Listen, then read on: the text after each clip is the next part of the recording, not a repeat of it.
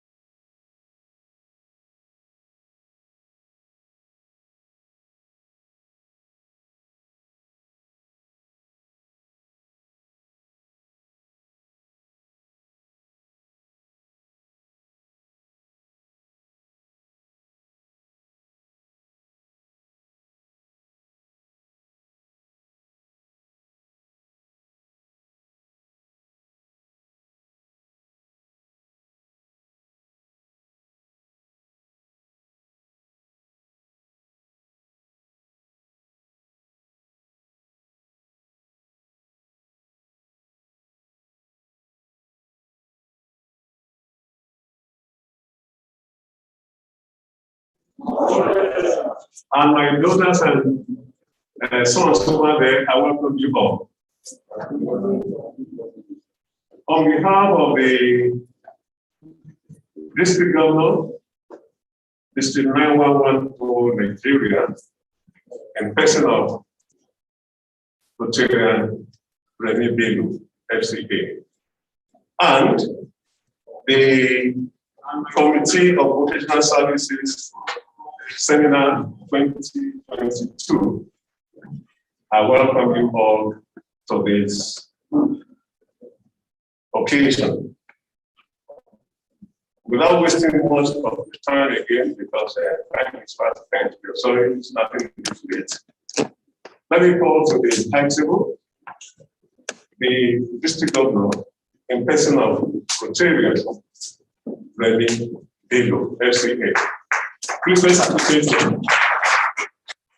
Can you better, please? Thank you. Thank you, sir. Then next, it's our able and energetic guest speaker, in person of Pastor Itwa.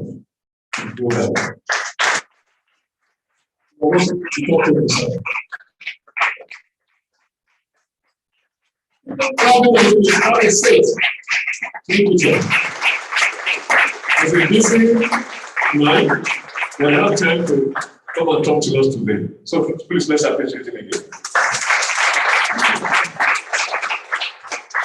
And before I go further, let me introduce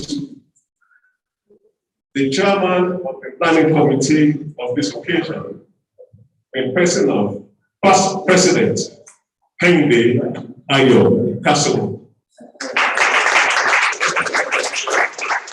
You're welcome, sir.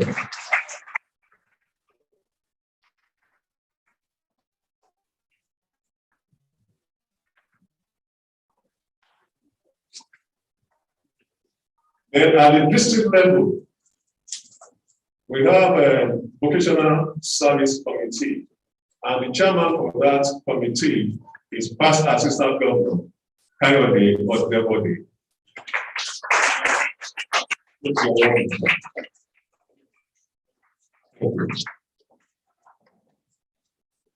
So on this note,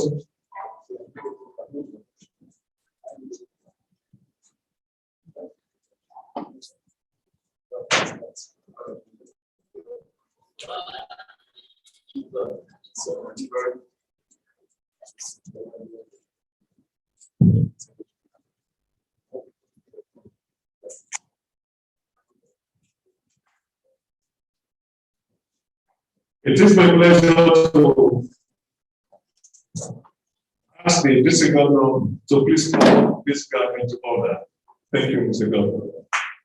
Thank you very much to the guest speaker for today's all-important symposium. Our Pastor Troy Bello, the chairman Vocational Service Month. I recognize the education Secretary, Head of Education of Ifakoijai,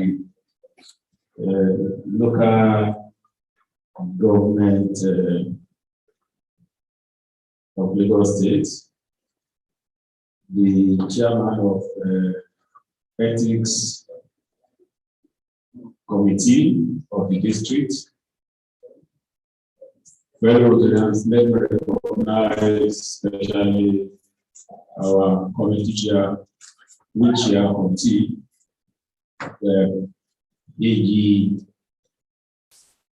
today decision.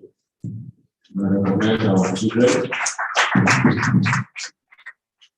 It's a Rotary event for the benefit of those that are not Rotarians, and we have our protocol that more than anything, we believe in calling our event to order, which signifies the beginning of the event.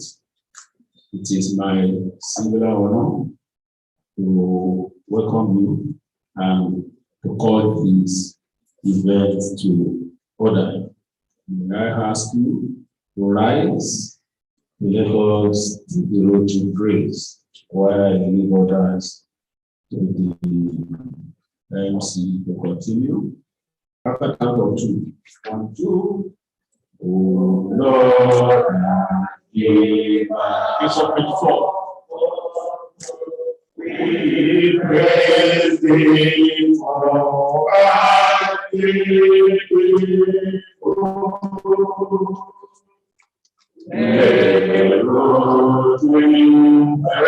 friends and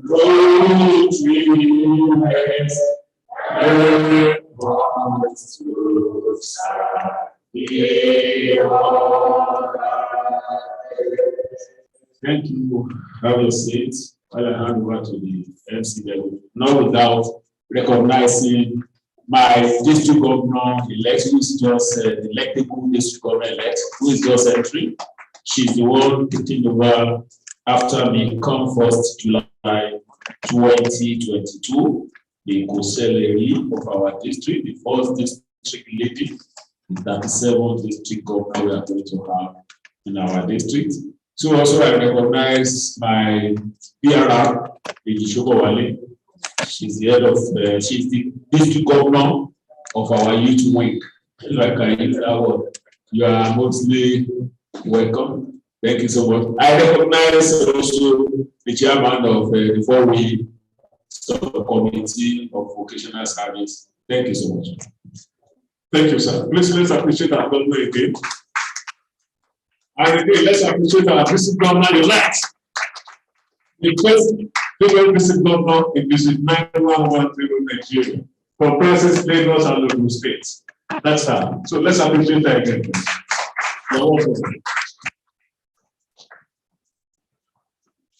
The next on the list is the 4-way test. Please permit me to call on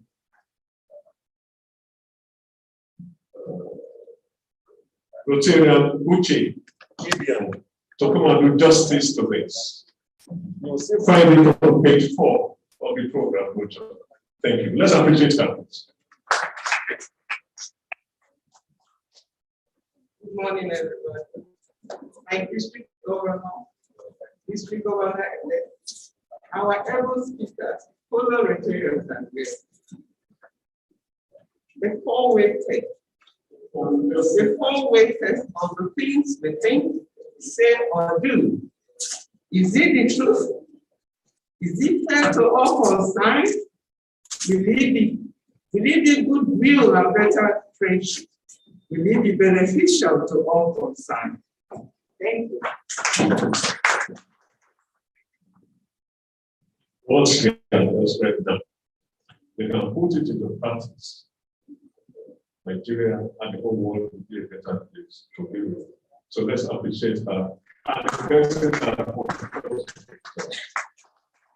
Thank you.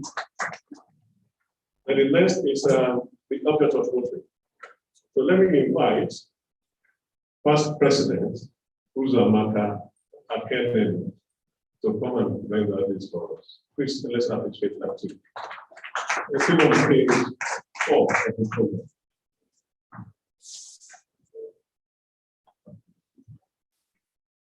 My DG, my district governor-elect, our special guest speaker, my chairman, fellow Rotarians and guests. The object of Rotary. The object of Rotary is to encourage and foster the ideal of service as a basis of worthy enterprise, and in particular to encourage and foster first, the development of acquaintance as an opportunity for service. Second, high ethical standards in business and professions, the recognition of the worthiness of all useful operations, and the dignifying of each Rotarian's occupation as an opportunity to serve to society. Third, the application of the ideal of service in each Rotarians' personal, business, and community life. And fourth, the advancement of international understanding, goodwill, peace, and through a world fellowship of business and professional persons united in the ideal of service. Thank you. Thank you.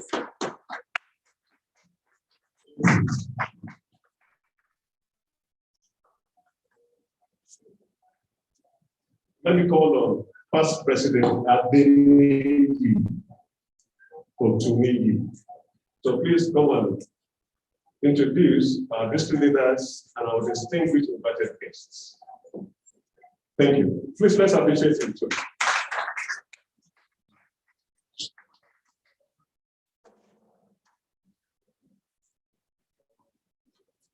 Leadership government, others to go. The district government is chairman of ethics, professional, and ethics of the district. All district officers in our midst, all PGGs, contractors, interactors, fellow veterans, and guests. I have the simple honor to introduce those have already been called to the high table, who are the chairs and members of this district. The first person I want to introduce again to you has been mentioned here, he has spoken to you. I have the honor once again to introduce our district governor, who is the #1 person in the district, both Lagos and Ogun. I have the pleasure to introduce Rotary and FCA.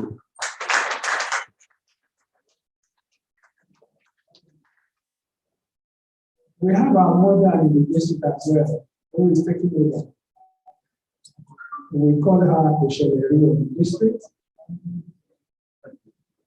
because over some years, about 30-something years ago, men have been dominating the affairs of the district. I equally have the singular honor to introduce to you the district governor elect. Man, welcome, man. Can you give a round of applause? Our guest speaker for today's occasion is no other person. You have been hearing more about him. You have been probably been hearing or seeing her on the television. And he is no other person than Ichua Ighodalo. You're welcome, sir. The next person that has the high table is the chairman, vocational ethics in business and profession. He is no other person than Rotarian past president Kayode Kasumu. Oh, sorry, Kayode Kasumu. You're welcome, sir.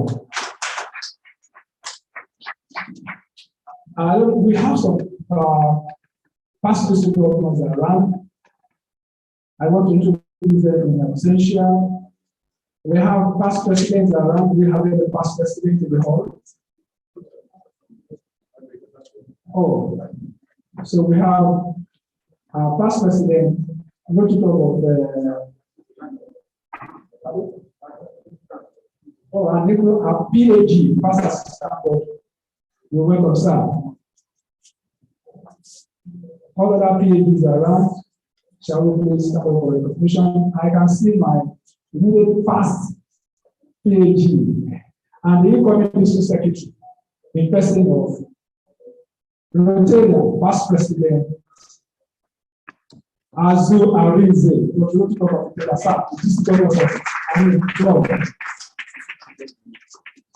Oh, it's an assistant. Yes.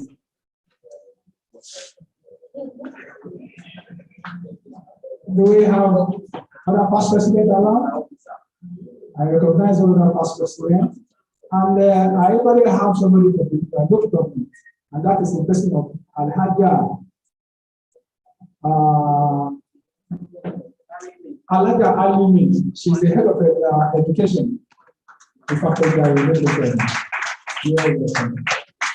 We already have students from our schools who this program is particularly dedicated to them to learn about vocation and then how to behave well in their choosing professions. Schools, well, can I have them do the obstacle instead of can recognize all students around? Yeah, thank you very much. And like I know today's program is twofold. We have people who are here for deep. We are actually here to benefit from the activities of the district. Thank you very much. Thank you very much.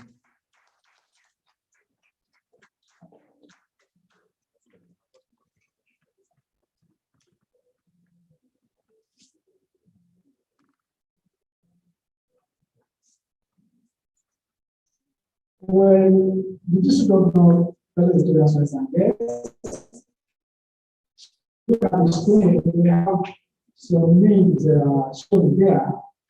There are people who are very ones of the district. I have Tunde Olaleye on the screen. So we have the PPG Kamoro Motosho, that's our father in the district, the past district governor. We have titles worthy. We have past president of PhD Lekokopola. We probably have these people are on Zoom. So we want to appreciate them, we want to recognize them that they are part and parcel of this meeting. They are watching us as this program is going on live. Tunde Olaleye is there, Isibo Thomas is there, we recognize you. Sine Shibo is there. We have Adetunji Shitu. You are recognized. Your influence is equally with us. You are recognized, and the host of others. Thank you for being part of this program. Please let's appreciate him. Thank you. Let me now invite First Assistant Governor Kayode Odebode to give us the welcome address. He will tell us when we are here. We don't have to just come and jump people. You're welcome. You're welcome, my baby. Now I returned this before. I did you elect the guest speaker of today, Chairman Ethics Business, Chairman for which Rotary leaders who are here, club officers, Rotaractors, I recommend here Rotaractors, school children who are there, Rotarians, and rest. Welcome address. I welcome you to this year Vocational Service Month and to the seminar on ethics in business. Perhaps it is because Rotary began as a vocation-driven idea that we have January as a month for celebration. And as we all know, it's also one of the avenues of service. Vocation is a pivot on which the ideas of Rotary are hinged. And forward test as a statement to drive relationship of that concept. The second object of Rotary can be split into three parts. First, high ethical standards in business and professions. Two, the recognition of the worthiness of all useful occupation. And three, the dignifying of Rotarians' occupation as an opportunity to serve society. Rotary believes in effectiveness. And that's why we're talking about effective laws. That's doing the right thing. And we'll not be satisfied with just ethical standards, but high ethical standards. High best practice is essential to build and cement relationships, to impact and serve the community. It's expected of Rotarians to be proud and confident of his profession, business and practice. We must talk about it and encourage others to do the same We must employ it to impact, empower, and improve our society. We must bring integrity of character into service to the community. Our guest speaker, Pastor Ichoi Budalo, is a seasoned professional, a man of the two divides, the spiritual and us.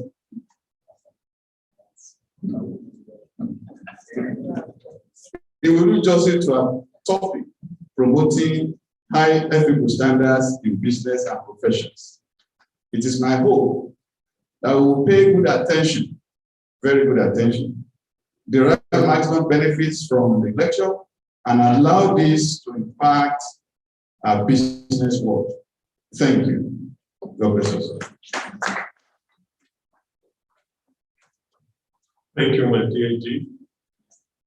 Please, let's start.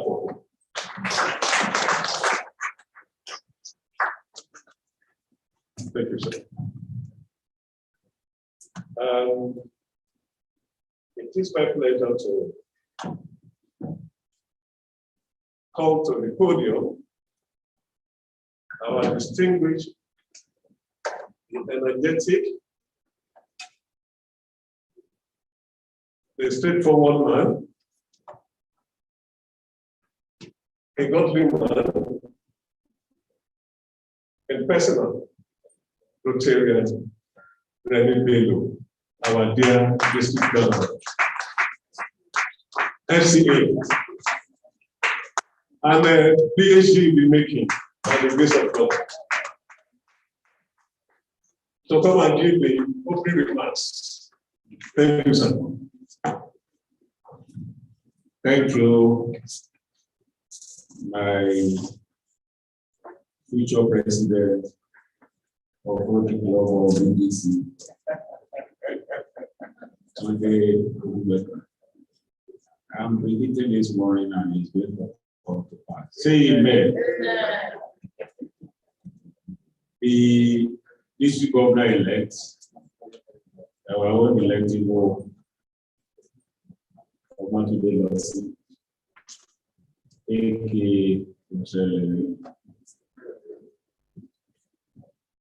the guest speaker for today, a professional colleague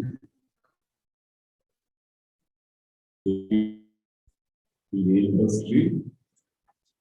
The person, if the head of state is going to address the protocol, they will say, "My Lord Emperor, my Lord Spiritual Emperor, I recognize you, sir. I want to thank you, especially for accepting to be our speaker today."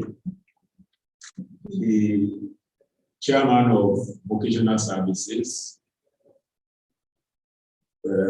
PG Kayode Odebode of Rotary Club of Akko. I recognize very energetic committee chair of ethics in business and profession, who sees possibilities in everything. Impossibility is not in this dictionary. Getting this event going, I can say, is because it's the kind of person he is. I said I wanted to hold today. A few days ago, we all know that this is the month for vocational service in Rotary. If we should meet today, it means we are going to another month. That's how we agreed that, yes, it's very good the way I'm presenting it, and that is why we are where we are today. Okay. What normally creates problem for us in getting events organized in Rotary? Like you all know, we do our things by sponsorship, contribution from Rotarians. Unfortunately, on this occasion, the timing is so short to reach out to Rotarians. But also now Rotarians have always been very benevolent. They've been very supportive. On this occasion, like I said earlier, it was so short for us to get the event up. But I said, we started the year since July. We knew this month would always come. And they agreed. I want to tell you that if not 90%, 80% of this event is being bankrolled by the ethics committee chair. We are not that surprised. That is not what the Club of Lagos is made of. We are always sincerely. My DRR, you are highly recognized. You are our moment, you are our tomorrow. So we must recognize you very well. And thank you for the good job you are doing too. We are doing a wonderful job with regards to vocational service months. They are empowering some youth that we will need to equip very soon. Thank you for the good job. Four-way service committee chair, you are recognized and waiting for your own impact too. Chairman, chair. Hopefully, very soon, we will not have anything for which year again. It may not be possible. One way or the other, there will still be people that made the chairs. So we are waiting for you as well. Fellow Rotarians, I recognize you, Ms. Alaja Alini, Head of Education of Rotary Club. I said Rotary Club. The local government. You are most welcome. Thank you most sincerely. Fellow Rotarians and our children, you are all welcome. I say good morning to you all. This is Rotary International District 9110 with our head office, our headquarters in these premises. I start my welcome remark.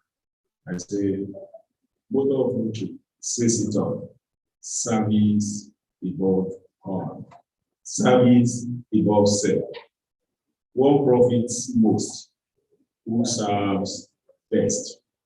Rotary's 5 avenues of service are the philosophical and practical framework for the work of Rotary clubs. These are club service, vocational service, community service, international service, and youth service at the 5th avenue. Vocational service, the 2nd avenue of service, has the purpose of promoting high ethical standards in businesses and professions, recognizing the worthiness of all dignified occupations, and fostering the ideal of service in the pursuit of all vocations. The role of members includes conducting themselves and their businesses in accordance with RI's Rotary's principles and lending their vocational skills to club development projects in order to address the issues and needs of society. The object of Rotary is a philosophical statement of Rotary's purpose and the responsibilities of Rotarians. The subject of discussion today is taken from the object of Rotary, which is the 2nd of the object, and it states high ethical standards in business and professions.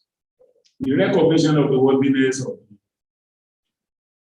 of all useful occupations and the dignifying of each Rotarian's occupation as an opportunity to serve society.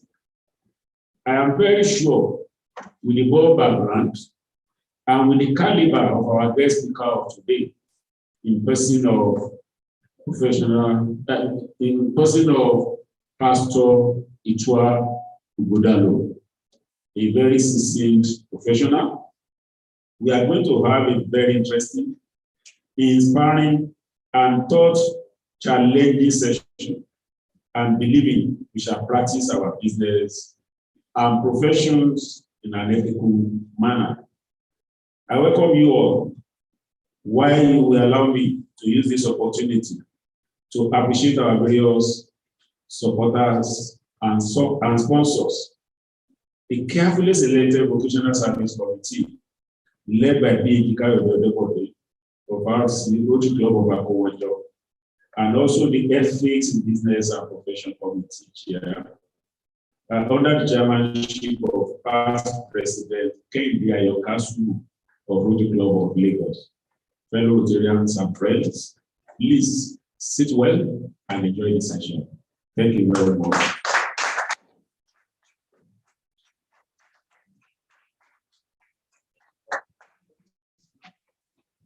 Please keep on clapping and have a seat.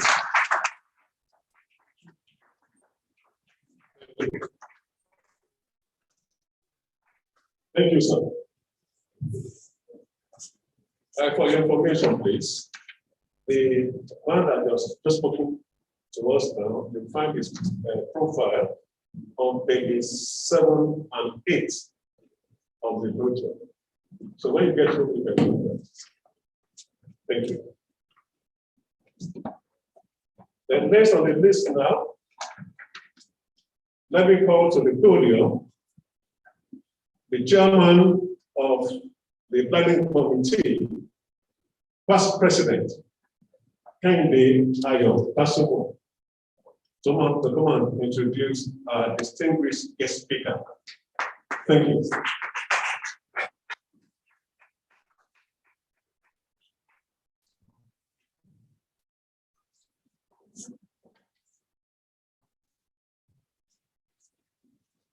Our district governor, district governor-elect, a very esteemed guest speaker, chairman of the Vision, very senior district officers, and make particular mention of past assistant governor to the decision. You're welcome, sir. Presidents, fellow Rotarians, and guests, and students of Maryland Comprehensive High School and King's College. It was not very difficult to choose who would be selected as a guest speaker for this event by the planning committee. We all know what the topic is. And we have selected a number of qualified speakers. But at the end of the day, we decided that we would go along with an accomplished accountant who is also incidentally a managing partner for SIO, a very reputable accountancy firm in Nigeria.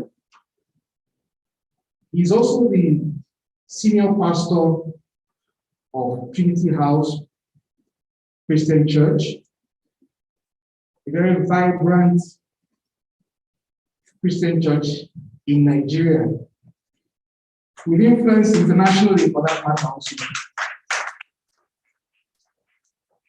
A lot of people may not know this. He's also a very successful businessman.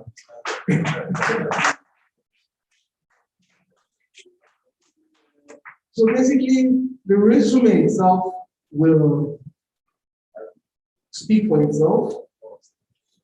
But having said so, as has been said earlier on, there's no doubt that he's going to do justice to the topic of today. And I'm also going to encourage us also to have very vibrant discourse after the lecture. In concluding, I want to say that some of us that have been fortunate in knowing the guest speaker for decades are so proud of him for what he stands up for. Beyond being an accountant, a businessman, and a Christian leader of repute, is also a very concerned and bold citizen. I'm sure some of you have seen some of the comments he's made on social media that touches the heart and soul of the matter of Nigeria. And I wish you all the very best continuously with that pursuit. It's a very worthy cause. I have the singular honor, privilege, and joy to present you Pastor Itwa Ighodalo.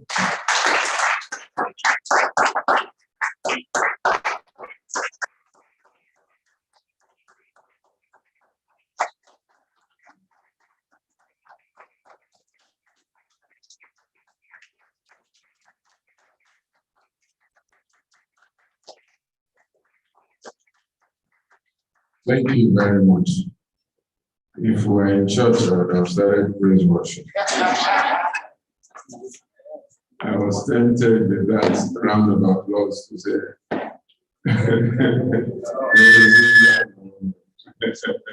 well, I know that I am among distinguished Rotarians and very special members of our society called Nigeria.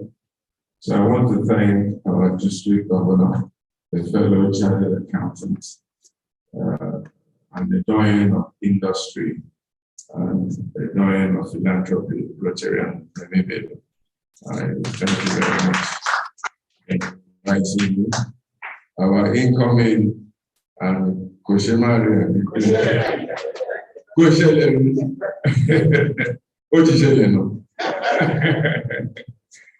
I congratulate you on being the first, and I pray that there will be many firsts in your life in Jesus' name. The chairman of the Vocations Committee, past Assistant Governor Kayode Wadep, I thank you very much.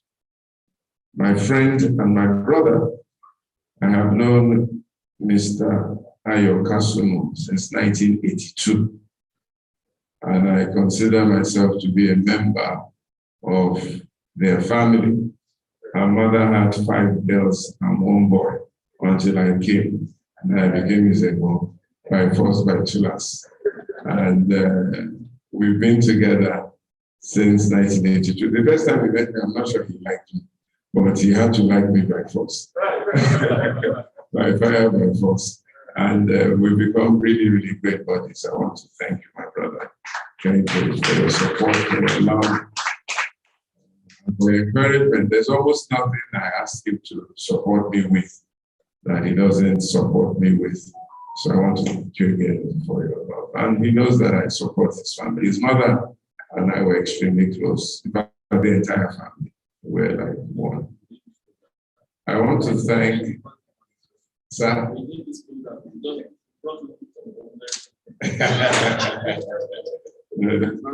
There's almost nothing you ask me to do that I won't do.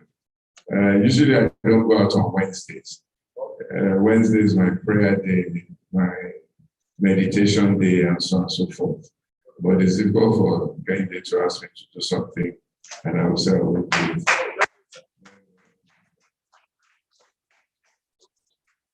I also want to thank my Egbon and the father of one of the most beautiful women in Nigeria. Past Deputy Governor Tunde Esiche. He's not here. Yeah, his daughter is actually beautiful. Luckily, she's married. So.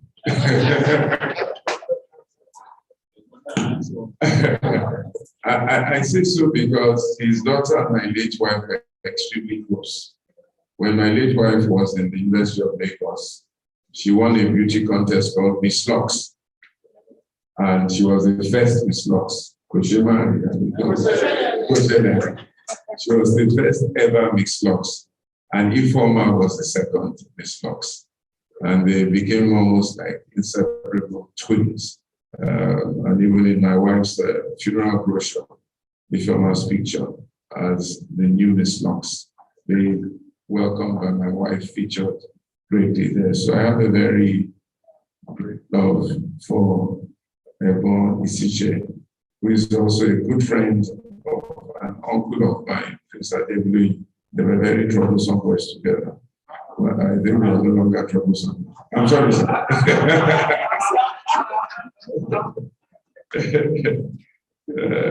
Then, of course, I'm happy to see here the best, the greatest, the most wonderful school in the whole world, King's College.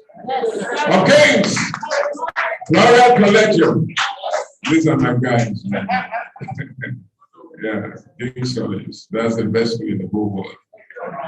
And that's it's King's College and the rest. King's College and the rest. And in King's College, it's High Johnson's house and the rest. Oh, my J. Correct. So, Yara Maryland, we welcome you, baby. Distinguished Rotarians, ladies and gentlemen. I came here to speak to Rotarians and the general public, and I have come with my assistant, Olu Victor, who will ensure that we get the things on the screen. Olu, thank you very much. I came here to speak on the subject that I have been given, which is promoting high ethical standards in business and professions. I should believe in Nigeria, possibly Africa, probably all over the world. But standing here, listening, asking questions, looking, reading, I have learned quite a few things, even in this short about an hour that I've been in your midst. The first thing that I have learned is from your invocation, which is on page 4 of the program. Inspire Rotarians, Lord, we ask. It means that in this congregation there is the fear of God. To live as we profess, to walk the talk, dignify the daily task. But what I love the most is and serve in selflessness. There's a typo there, it says selfishness, but I know that it cannot be selfishness, it must be selflessness. And my brother Kende confirmed that. To serve in selflessness. What is missing in Nigeria today is selfless service.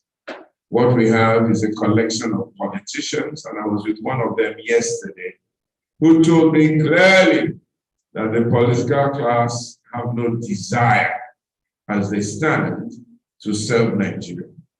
That whenever there's a political meeting, what they're thinking of is acquiring power and acquiring resources and acquiring assets. And the present class, I don't know if there's any one of them here, and I have no apologies, are not going to take us anywhere if we allow them. So I learned from the Rotarian invocation a message that should go to Nigeria, and we must insist on selfless service. Jesus Christ told his disciples, if you want to be a minister, the word minister there means servant. It says, let him first serve. But we have acquired for ourselves a collection of leaders in Nigeria who want to be served, who want to acquire, and who want to divide our natural resource instead of enlarging it.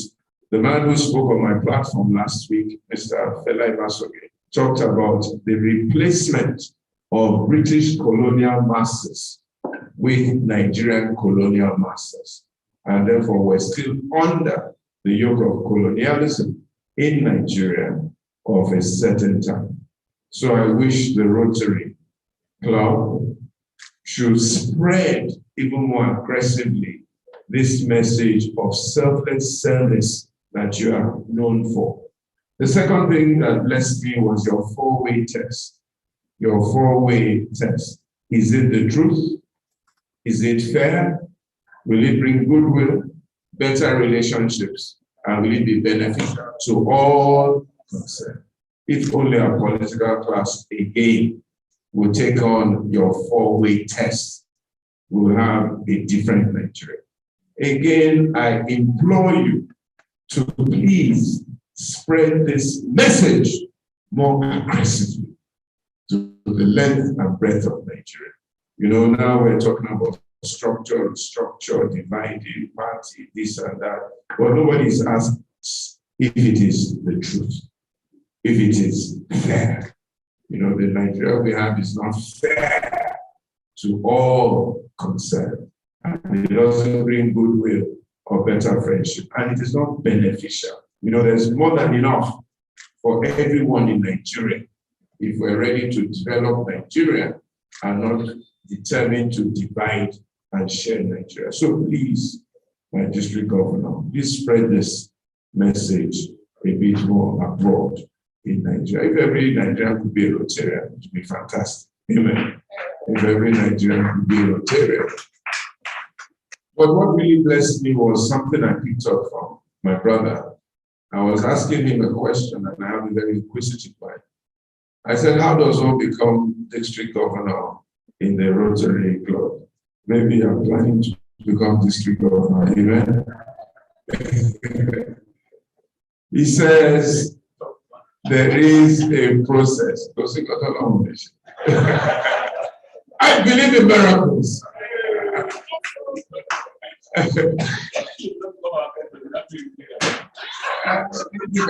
Jesus don't want that to wine in 1 minute. So I can become Rotarian president and governor in 1 minute. You know, but what I like to say is the process. Like DG said, you first of all become a Rotarian.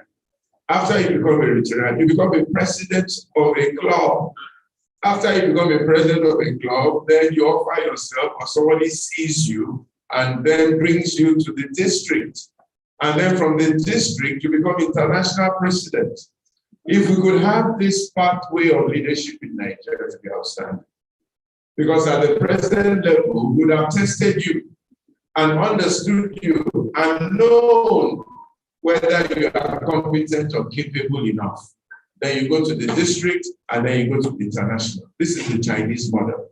You cannot become president or prime minister of China if you have not been president of a ward.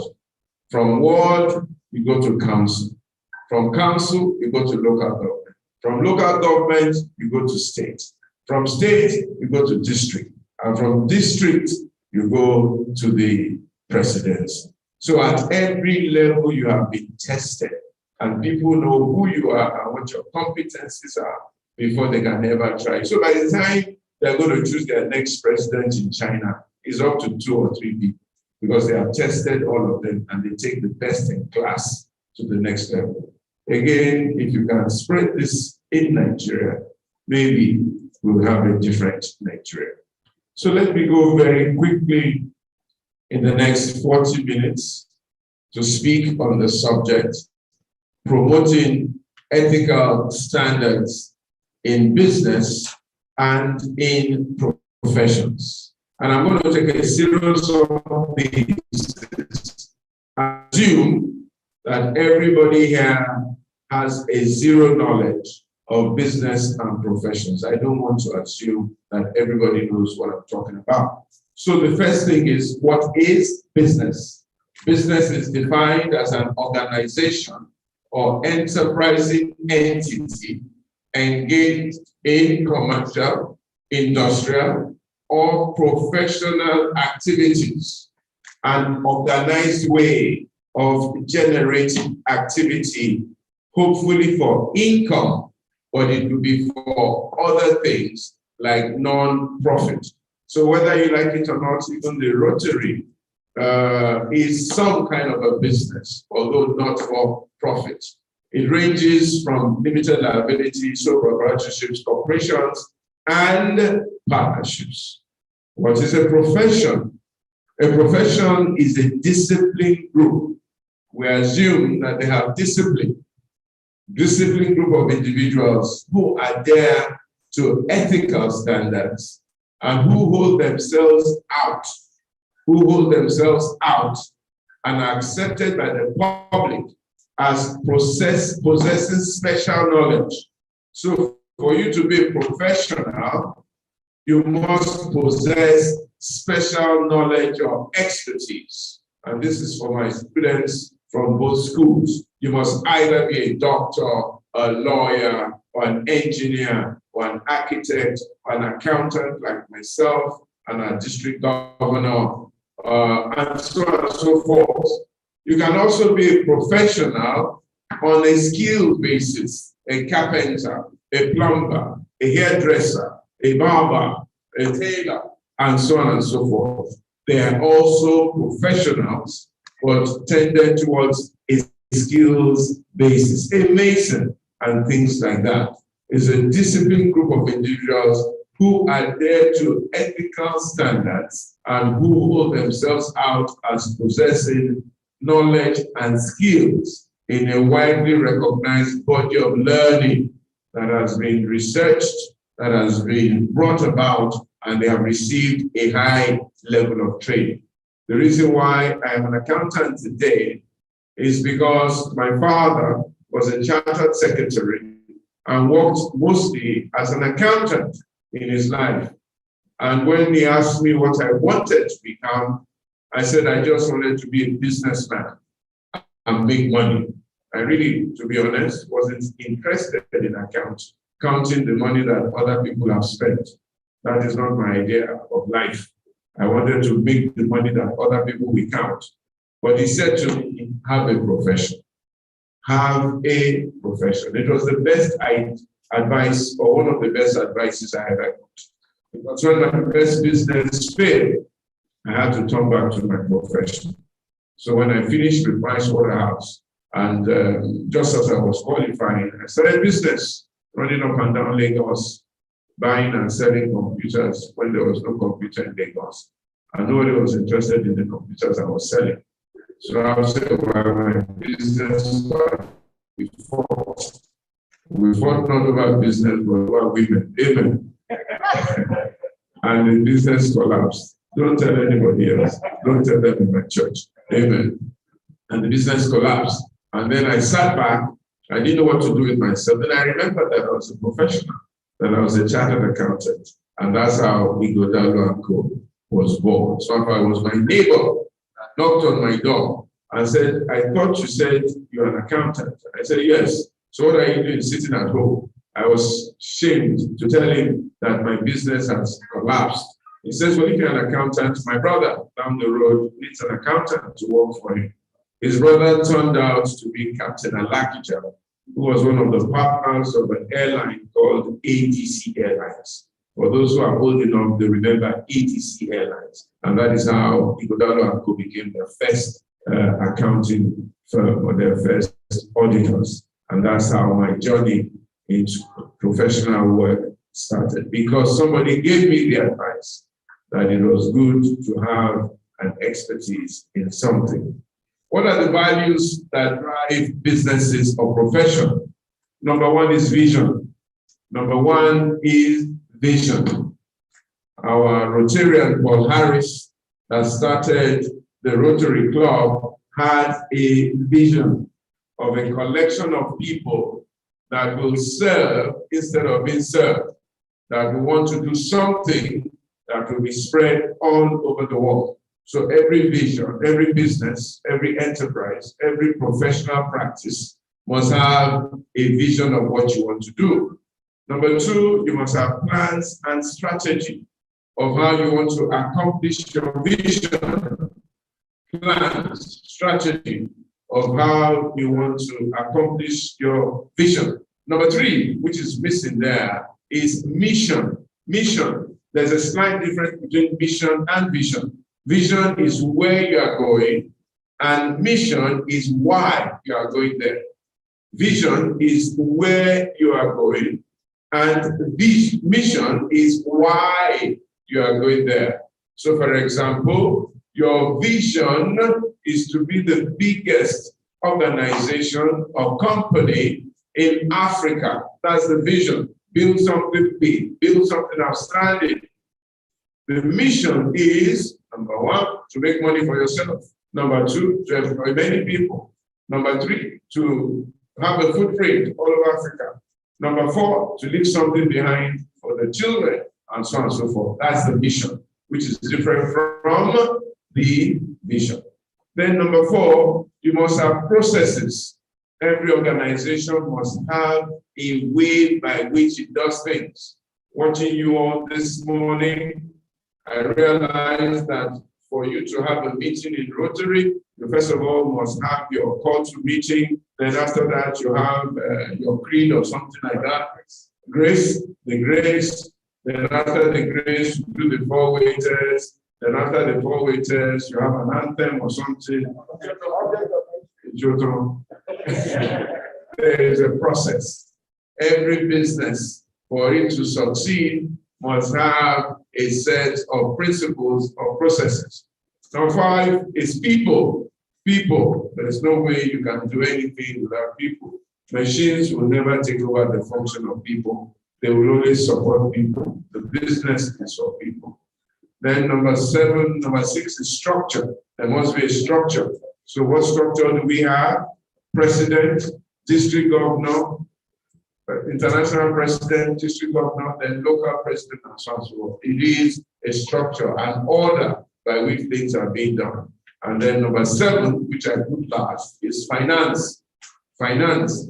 A lot of people think that finance is the most important, but that is not true. Finance is probably the least important of everything that you need to start a business. I started my accounting practice with zero money.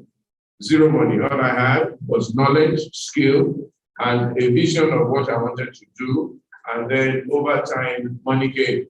So in fact, I had no money that I couldn't even buy a typewriter or employ a typist. So after I got in my first job, then I employed my first clerk. And my first clerk would take my papers and go to Shomolu, which was near Yaba, where I lived at the time, and get somebody to type. And then you bring it back, I'll correct it, then you go back and bring it back. And then the document will take 7 corrections before it was finalized. One day in frustration, I asked him, I said, who is the person who is doing this typing? He says, one Baba by the road is the one he's using. I say, ask Baba that himself and his typewriter should report in my house. I want to employ him, I want to employ the typewriter, and I'll pay them one salary. So Baba came with his typewriter and reported in my house. So with one stroke of thinking, I killed 2 birds. I bought a typewriter and I bought the owner of the typewriter. And I started paying him salary.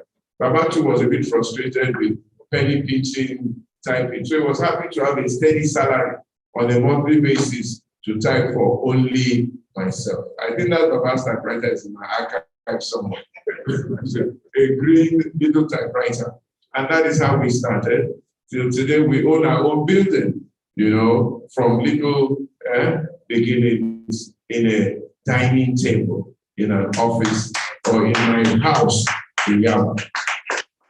So finance is the least that you need of all things. What you need is a great idea.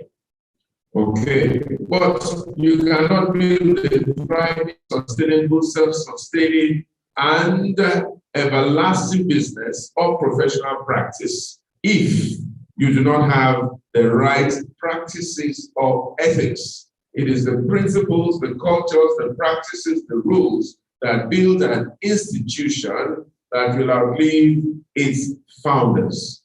A lot of institutions don't outlive their founders because the right principles, the right ethics, and the right ways of doing business are not ingrained in that organization.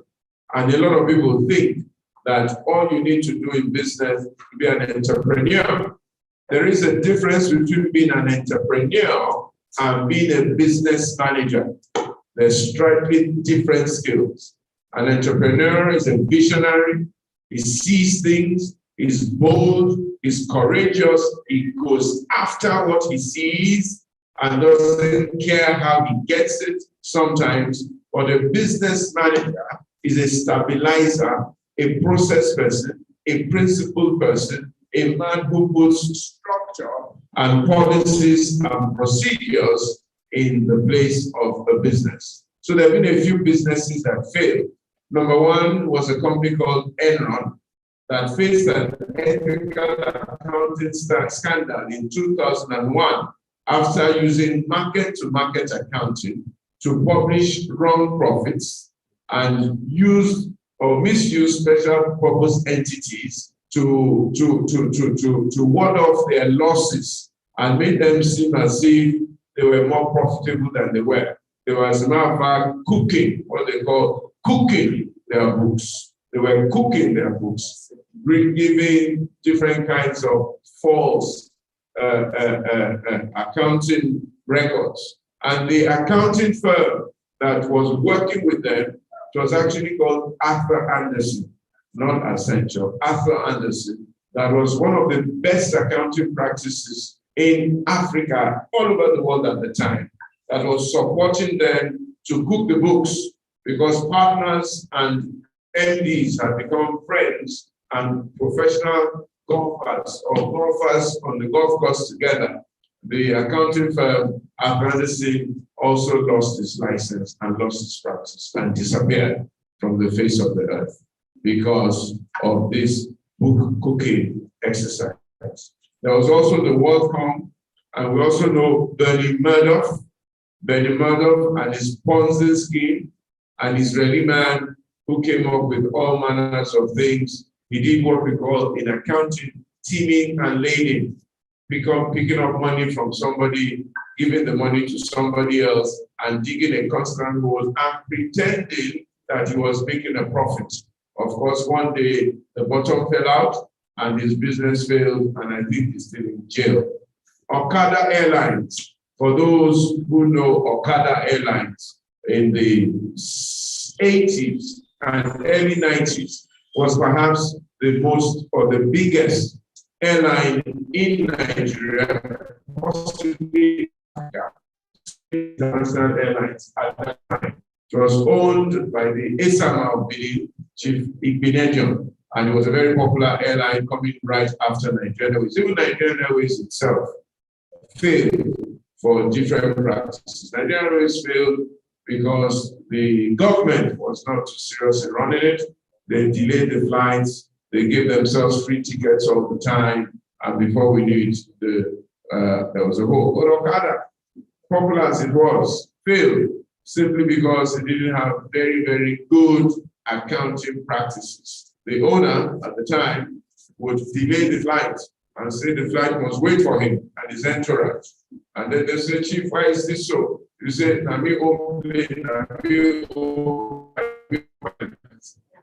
you know, airline business runs on precision. If you say you are leaving at 9, you must leave at 9 because people are planning on it. But Chief will delay the flight. Not only that, I'm told that you get to the counter and you say, how much can I not make today? He said, bring the money, bring the money. So as he takes his own money, the investors and the attendees are taking their own money.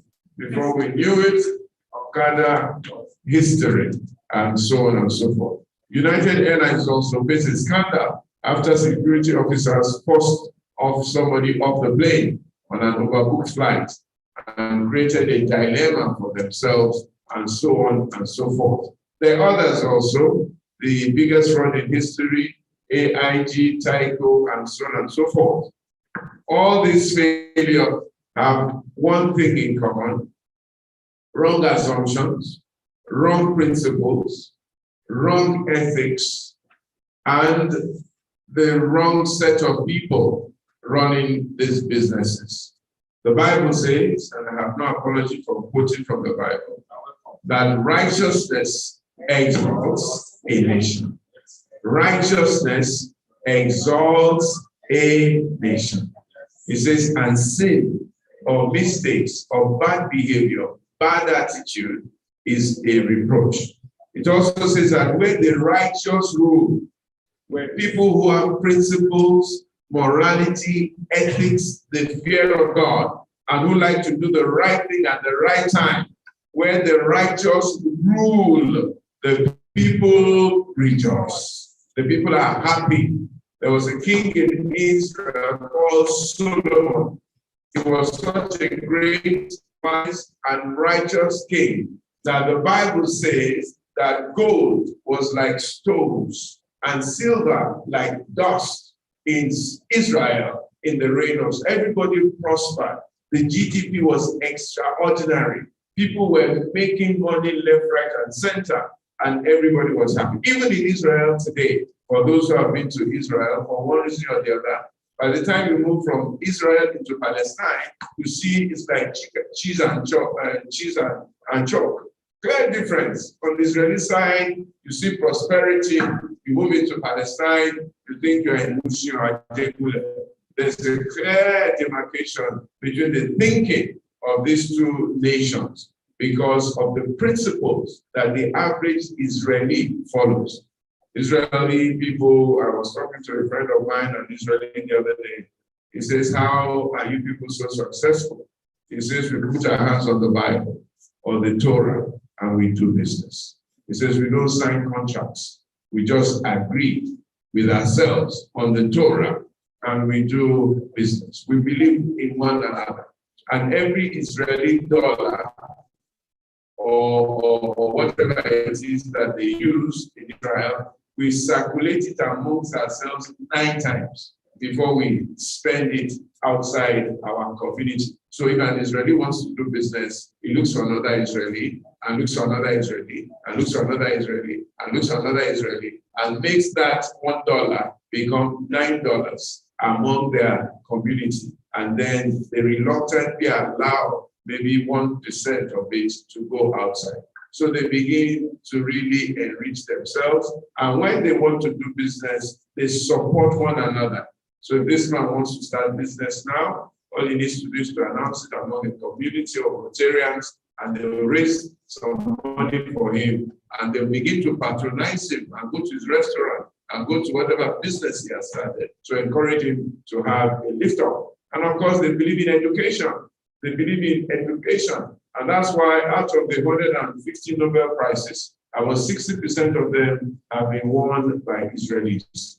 They may be a German Jew, or a Russian Jew, or a British Jew, an American Jew, or a Hungarian Jew, an Australian Jew, but you find that he's Jew. You find that he's Jew. And then the only tribe that were scattered all over the world, but they maintain their identity, they maintain their language, they maintain their connections with one another, and they maintain their business principles, because they are very, very principled in the way of doing business. And this is one of the challenges of Nigeria. You know, it's a risk asking me to speak. I always talk about Nigeria, because Nigeria is such a great country. Nigeria is such a beautiful country. Nigeria is such a blessed country.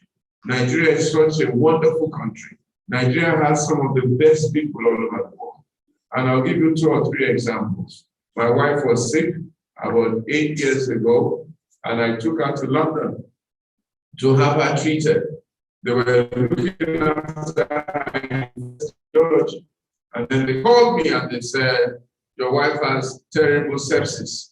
She has contamination in her blood. And we have tried all we can, and we cannot help her. So my idea, young man, is to please carry your wife to London, to Harley Street, and see if she can be treated there. They'll need to take from her body the sepsis and culture a special antibiotic for her, because we don't have the skill here. I said, when should I take her? I said, now. He was speaking to me around 12 noon, and he says, tonight, she must be on the plane to London. I don't know if she will see tomorrow. I said, she must see tomorrow. I said, well, you're going to Harley Street. He said, yes. I said, what does that mean? He says, take a lot of money. I said, how much? He says, at least 25,000 pounds. I said, 25,000 pounds? He says, well, either that or we plan a funeral. So I took 30,000 pounds. I got on British Airways, carried my wife virtually on my back with her mother, and we headed off to Harley Street from Lagos. We got to Harley Street at 5 a.m. or 6 a.m. in the morning, and then they received us and they took 15,000 pounds from me right there on the spot. Each bed cost 2,500 pounds a night. And they anticipated I would spend 5 nights, and that's 12,000 something. Then the doctor, this and that, and another 5,000 pounds. Anyway, they took 15,000 pounds from me and said I should keep the rest there. I took my wife into a little room like this, and I stood. And they came to see me around 7:30 in the morning. They said the doctor is coming at 11 or 10 o'clock, and he has only 15 minutes with you. 15 minutes. Don't say you must tell him in 15 minutes because a busy doctor. He's one of the most experienced doctors on Harley Street. He runs 4 practices and he doesn't have time. So you better talk to him in 15 minutes. I stood by the door, shaking like a leaf. A whole pastor into a child. So at about 5 minutes after 10, 3 people walked into our hospital room. There was a black man wearing a shirt and an ordinary shirt and jeans. There was a Filipino who looked like the nurse, and there was maybe an Indian also. So they walked into the room and I said to myself, well, this is the advanced part of the doctor that I am waiting for. I mean, you're on Harley Street in England, you just paid £15,000 for hospital. Or an outstanding doctor of great experience that was coming to look after my wife. So I was expecting to see a distinguished and dignified white man with glasses, wearing a white overall, white hair. It must be at least 75 years old to come and perform this magic. So these 3 people walk in, and I said yes. They said, were you there? I said yes. I said, where's the doctor? They said, this is the doctor. The doctor is here. I said, which one is the doctor? They pointed to the black man wearing the shirt and jeans. He was only about 42 years old. I said, you are the doctor? He said, yes. He says, where's your wife? She says, she's there. Can I see her? I said, are you the doctor? He said, yes. So I said, and who are you? Then I saw his name tag, Emeka.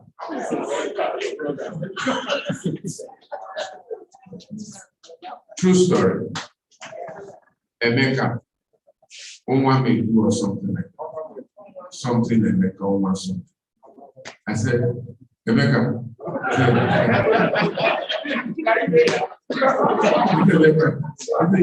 I said, Kelu. He said, Kelu God.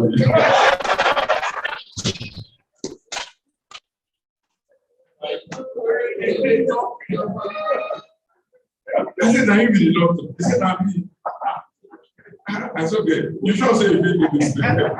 He didn't answer me. He took my wife's blood and began to do, and was giving the others instructions. Giving them instructions. Do this, do that, do that. Took it, looked at it. He says, okay, Mr. Godalo, I'll be back at 5 o'clock. We'll see if we can help your wife. In the meantime, put her on this drip, put her on this plan. We'll keep her stable. Then I'll see if I can get them called to the and he walked away. I said, yeah. I said, yeah. I said, which college you go? Yes, sir. Unsuka. He got his first degree in Unsuka. Came to London only for advances. And in about 5 years or 10 years, he had become the top doctor on Harley Street in Nigeria, chased away by the economy of Nigeria.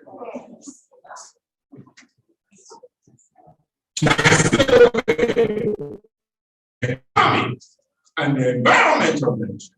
When I talk Nigeria, I know what I'm talking about. After 3 days, he called me. He said, carry your wife and go. I said, is she okay? He says, more or less. We fixed the problem.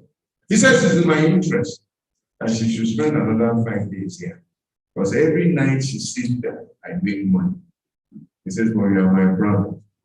I won't make money off you. Carry your wife and go.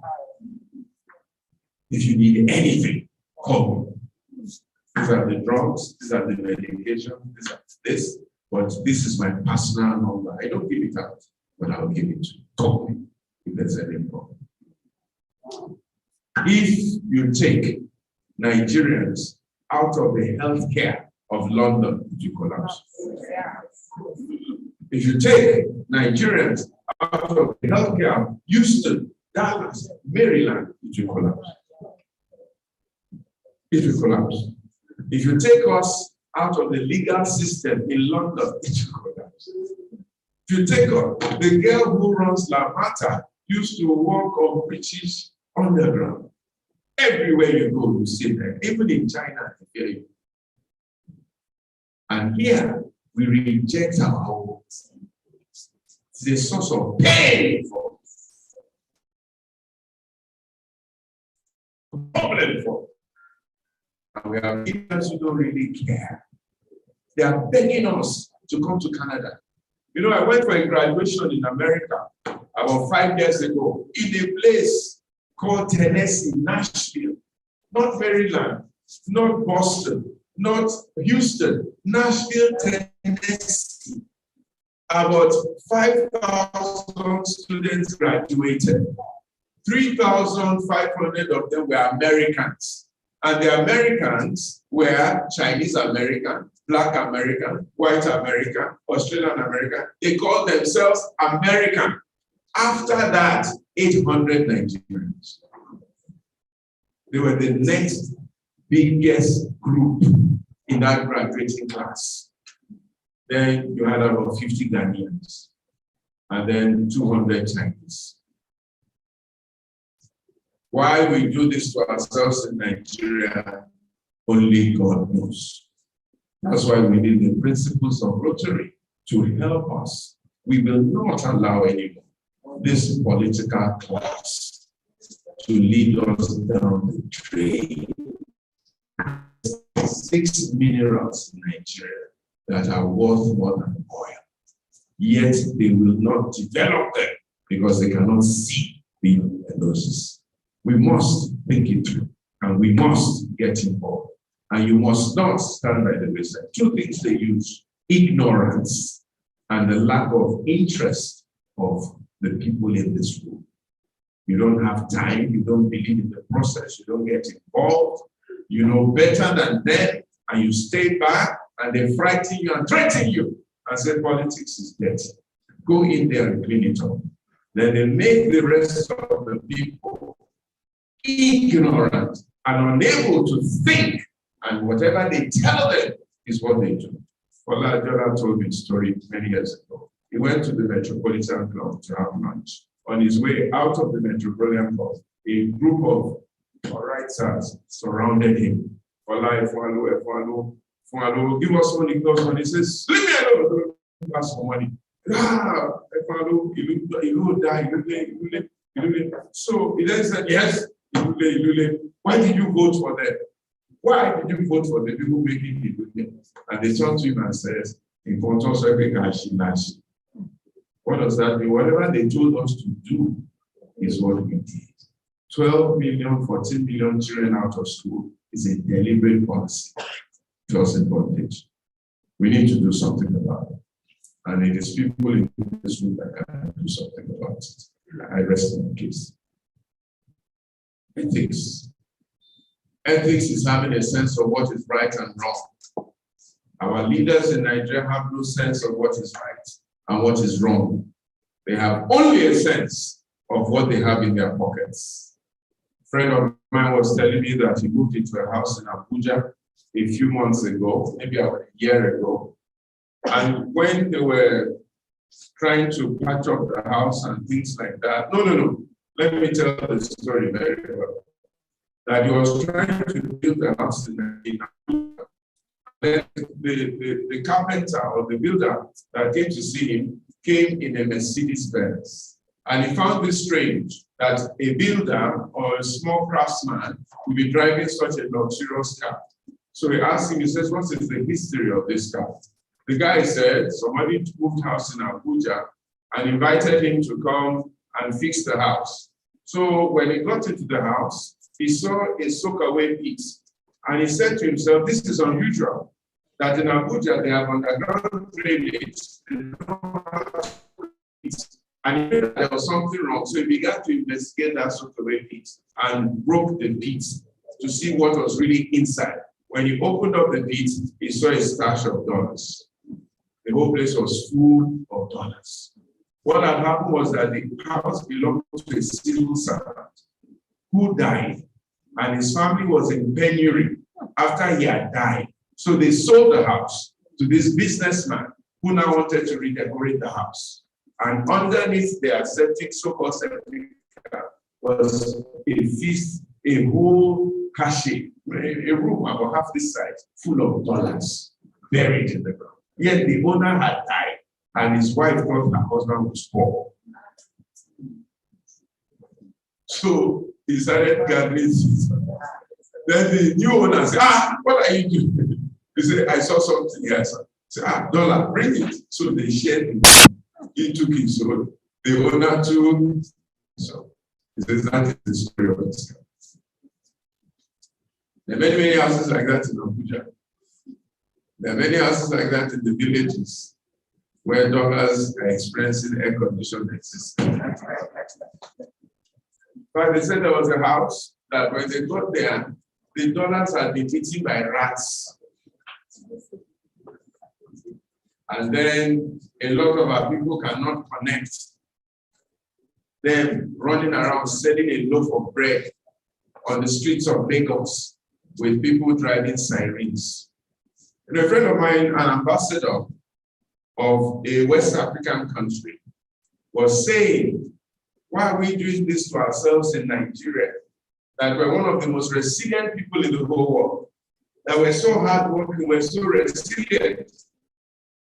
That even the boy selling gala on the road, he wants to buy gala. You say, come, he runs after you, carrying change, carrying that, drops the thing, removes his slippers, running, gets to you just to sell you one gala, 100 naira, on which he makes only about 10 naira, and he's running all over the place. He says, those guys are so resilient. Since the other day, he went to Ghana, and he saw some street traders, and they wanted to buy something, and he called them. The guy moved a bit, and he left him. Say, look at this one. Nigerians will still come and sell them. They will beat you flat.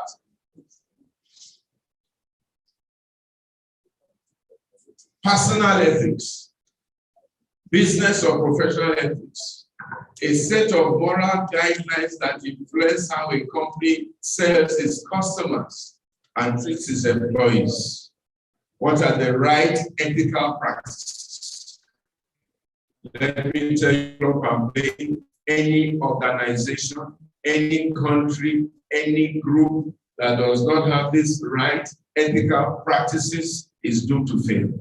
It may succeed for a season, it may seem to be doing well, but will not succeed for longer than a particular season. You know, the Japanese are extremely productive. They're productive because their economy, their work ethics is based on these ethical practices that you see up there. I saw a picture once, and I don't know if anybody here saw it, of the Japanese prime minister. When he assumed office, there was this man dressed in something like agbada leading him the way, and he was walking behind him. And they said that is the Japanese prime minister, the new one, being led by their Onifa or the Onigun to the shrine of Japan to swear an oath that he will not let the people of Japan down. To swear an oath that he will not let the people of Japan down. What are the right ethical practices as I begin to wind down? Truth and honesty. Truth and honesty. You have to be truthful, you have to be honest, and you have to be sincere. In Nigeria, there's almost zero sincerity. A friend of mine, a former governor, was telling me about the time he served on a committee when Abacha was head of state, and Abacha was so strong as head of state that nobody could confront him and tell him the truth. So they wanted to import bitumen into Nigeria. And everybody knows that we have bitumen in Nigeria. And there's no need to import bitumen into Nigeria. And we should have the policy of harvesting the bitumen out of the floor of Nigeria. In Ondo State, they have bitumen. In Ogun State, they have bitumen. In Edo State, they have bitumen. And it is what is called surface bitumen that you don't need to dig for. You can pick it off the ground. Yet, in this country, because of our laws of the ownership of resource, nobody wants to harvest the bitumen. So they were looking for a way to harvest this bitumen. And Abacha wanted to import bitumen because he was going to make money from procurement of bitumen. So they sat around in a meeting, and Abacha was asking everybody's opinion. Oga, should we import bitumen or should we try and harvest it? Am I right or am I wrong? Me, I want us to import. It's easier. Am I right or am I wrong? The first person says, you are right. Everybody knew that we should harvest bitumen and not import bitumen.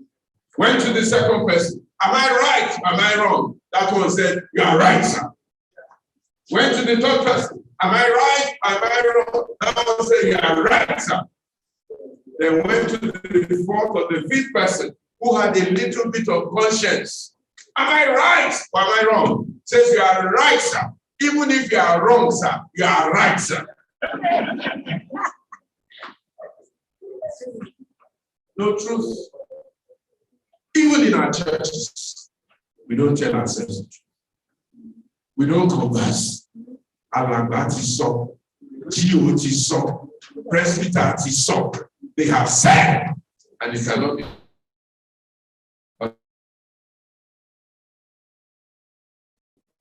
They called you to Christianity, not to stupidity. The Bible says you must test what you hear. That's why pastor will say people eat grass, eat grass, eat grass. They say spirituality. Pastor will go and say to your wife, you say spirituality. Because he's the general overseer worldwide, and he could do one or two miracles, some of them contrived. No, they mustn't take your brain. You must be able to test what you see. Hard work. We're in a country now where people don't believe in hard work. Every day I receive 5 or 6 applications. CVs. Pastor, help me. Pastor, help me. Partner, help me. Partner, help me. I said, why don't you simply apply? They say, if we apply, we'll never get a job. The thinking of the average Nigerian is that what makes you succeed is who you know, not what you can do. You can build a nation.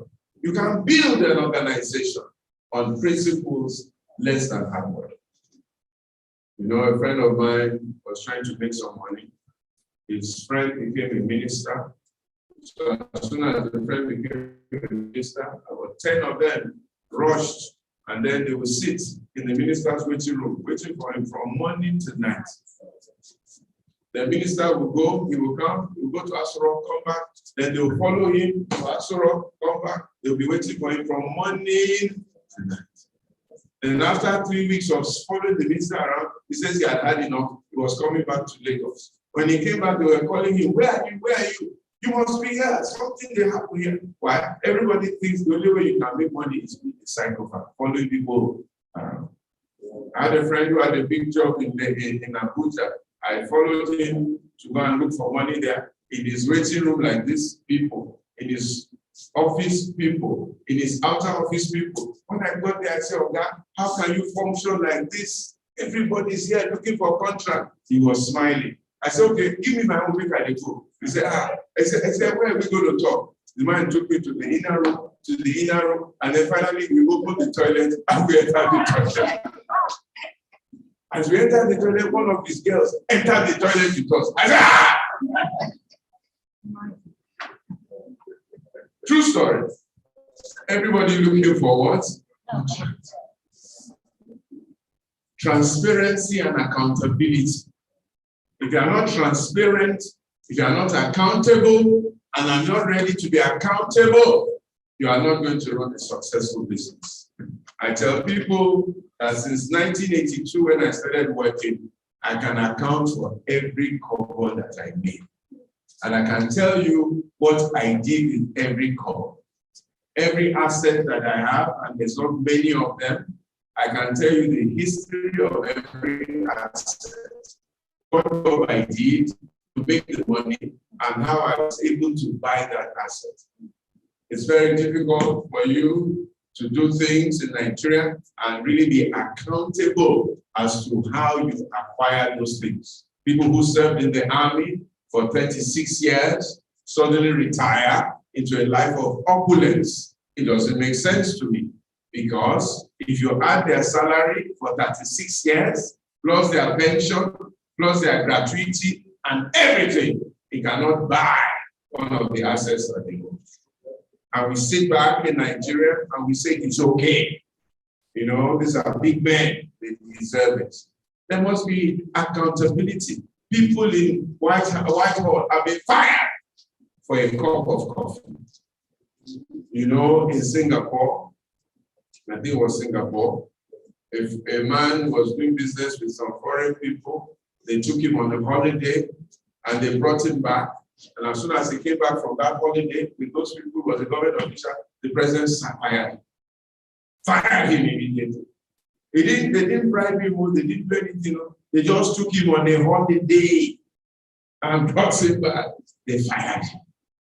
If we're not ready to do things like that in Nigeria, we are not going to succeed. My mother was a permanent secretary. Like you, she was the first woman permanent secretary in the whole of Africa, possibly. Western States permanent secretary.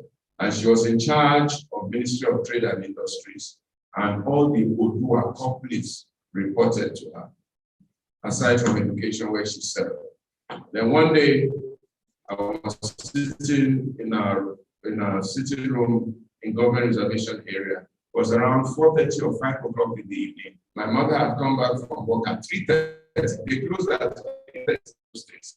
She would make some files, come back, eat lunch, sleep. Then around 6 o'clock, she started working on her files till around 7 or 8 o'clock or 9 o'clock and go to bed, except if she had a government function or cocktail. So she came back, and you know my mom, when she comes, she was going on standby. As she's coming out of the car, the one who's carrying her bag is carrying it, the one who's carrying the files is carrying it. You follow her into her room, drop it, then you stand by the door. When she comes, she goes to eat, you are standing. When she finishes eating and she belches, then you are free. If no belt, no freedom. Then you can go and play football for an hour and then come back into the house. So this day, as we were beginning to go and play football, and she was thinking, I think she was already sleeping, having a siesta, then this man comes, Mr. Nagat, rich Italian man, drove in a brand new 404 to our house, came out with a bunch of fans and said he wanted to see my mom. So the house girl went and woke her up. My mom was angry. Why should anybody be coming to do business, government work in my house at this time? So we begged her that we only see him. So they went into the dining room and they were talking. After about 15 minutes, I heard my mother shout, "Get out, stupid man! Get out!" Strongly. "Stupid man! Nimkonku, get out of my house! How dare you? How dare you? What a stupid man! What do you think you are doing? This is Nigeria. This is not Europe. Get out! Get out! Don't come back again. If you try, I will deport you. In fact, I'm going to call the governor. You are going to be deported." I saw this man. His eyes were red. His face was red.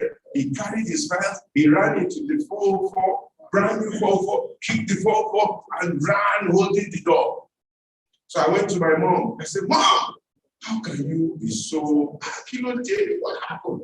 The stupid man, Nimkonku, bloody man, stupid man, comes to my house, brings government work, is offering me a bribe. What does he think he's doing? Stupid man, bribing me. For what? I said, "They offered you a bribe." Say, "Yes!" I said, "What did they offer you?" He said, "You offered me a house in Italy. Useless house in Italy. This and that. We have no house. Sadly build the house. Mommy, I get back in Iwati. Oh, they were 504, 404, a me 404. A me, Fola, you don't have today. 404, stupid man. We had no car. I said, "Mommy, I get back in Iwati, Nagati. Out of my house!"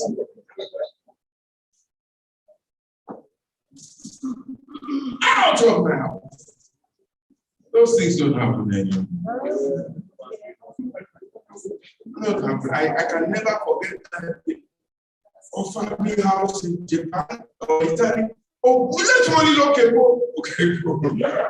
1 to 2 hot she built for her mother. Oh, okay, go that you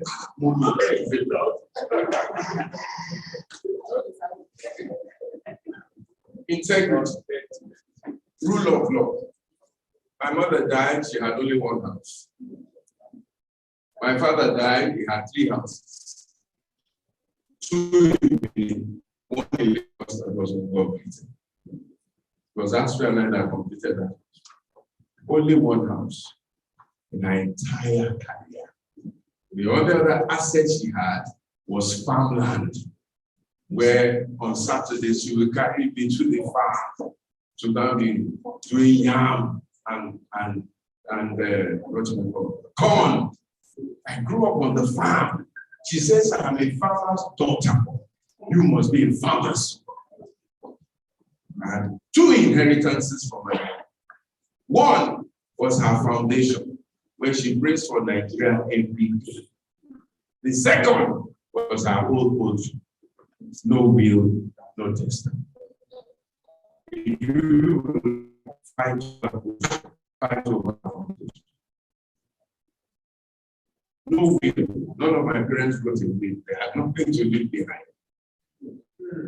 Nothing to leave behind. So the family house is still there as a family house. The poultry bounded up. Why? The staff that were employed to work there, to feed themselves from the earnings there, one germ. They ate everything, plus the cages. They ate the cages. So the day my father died, that day the poultry died.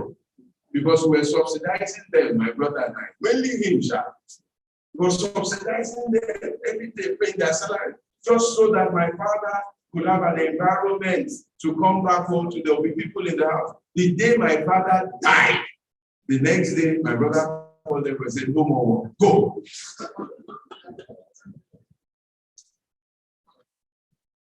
Rule of law, responsibility, equality, respect, and fairness. The four-way test. Is it fair?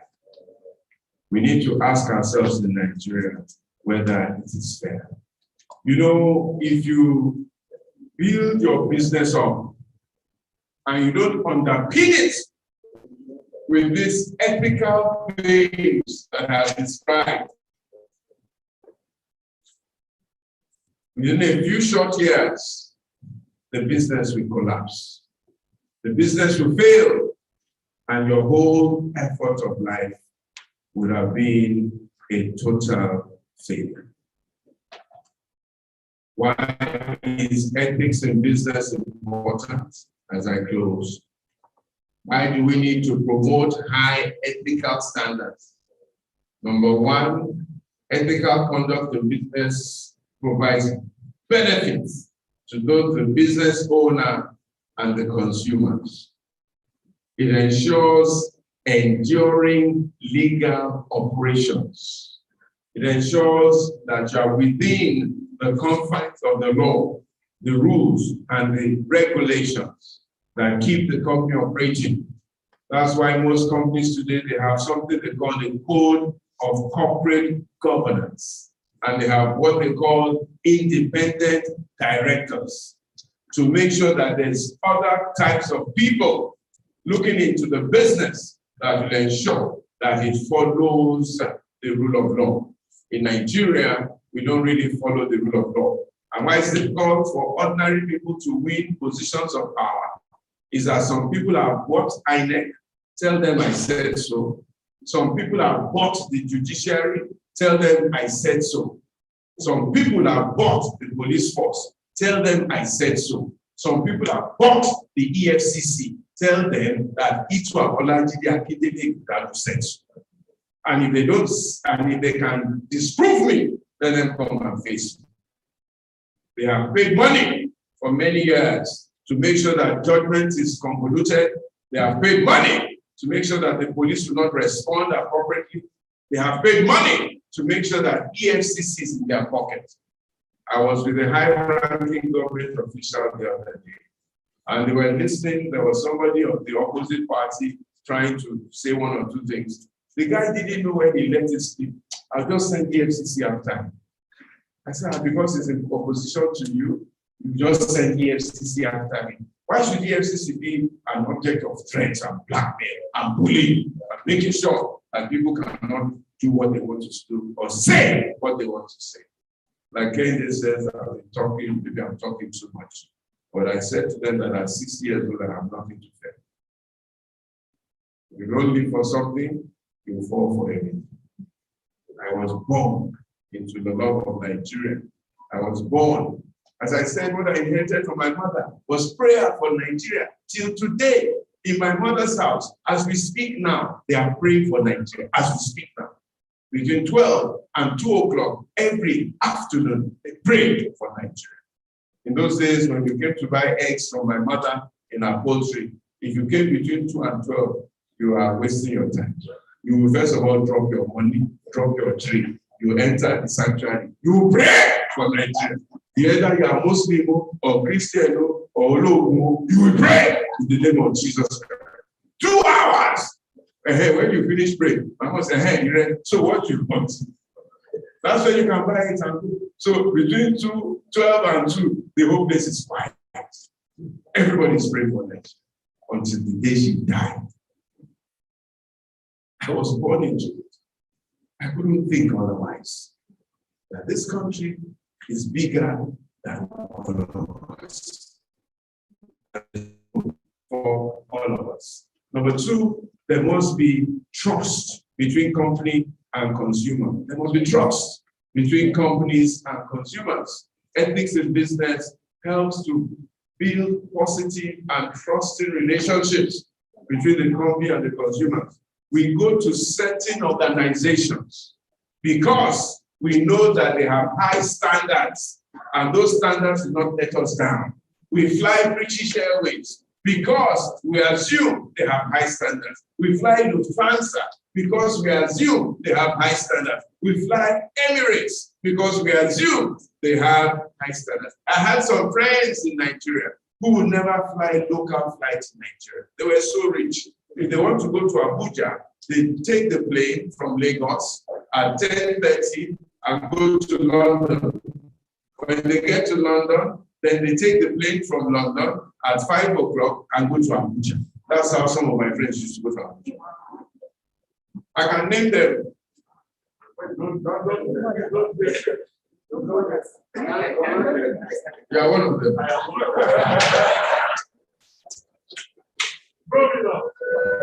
They say we will not fly Nigeria. We don't trust them. They will. True story.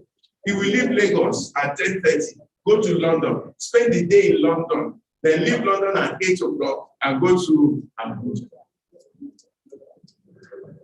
If you don't build trust between companies and consumers, a lot of companies will fail.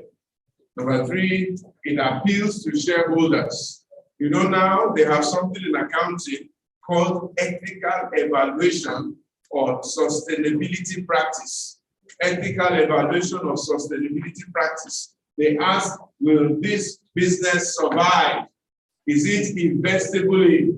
Apart from the profit and loss, what are the practices? Are they environmentally competitive? And are they environmentally friendly? And so on and so forth. Number 4, it attracts high-performing talent. High-performing talent.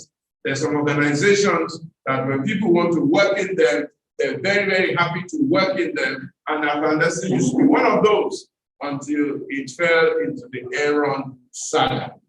High ethical standards. Singapore, Japan, Rwanda, UAE are examples of nations that have prospered because they have high ethical standards.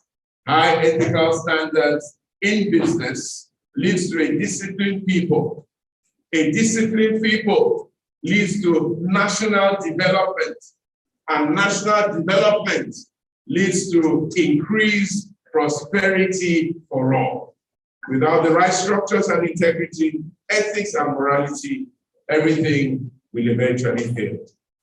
My district governor, my incoming governor, my friend Kende Ayokasu, the chairman of this committee, ladies and gentlemen, King's College boys, Maryland students, I greet you.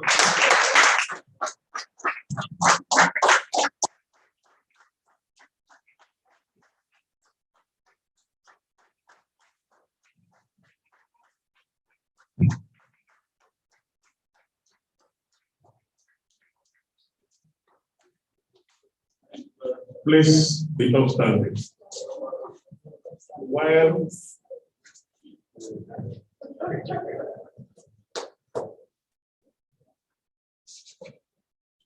please have a seat, sir. With the passion of the district governor, let us appreciate our guest speaker. Not just wait. In this locomotive clapping way, I am prepared for a first Rotary Club. That is Rotary Club of Agege, of where I spent 20 years as a member. So let me borrow the locomotive clap from that club. So you watch my hands as I move, then you clap.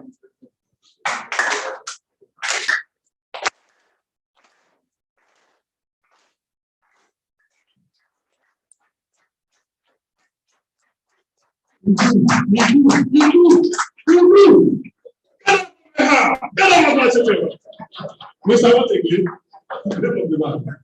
Mr. Nagati. Is Mr. Nagati here? What's a phone? But he said, tell you to bring that back. I will take it on behalf of my. Please, they have your seat. Thank you very much. Well, the time is fast spent. The next one is questions and answer.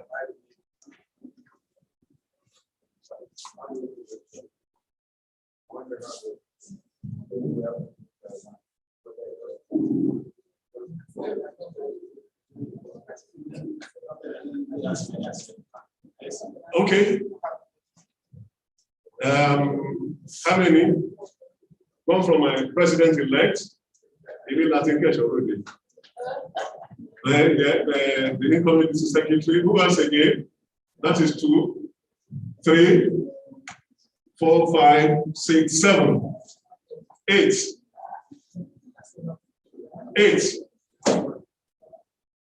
8. So let me start with my president-elect, Rotary Club of Itulah Garden City.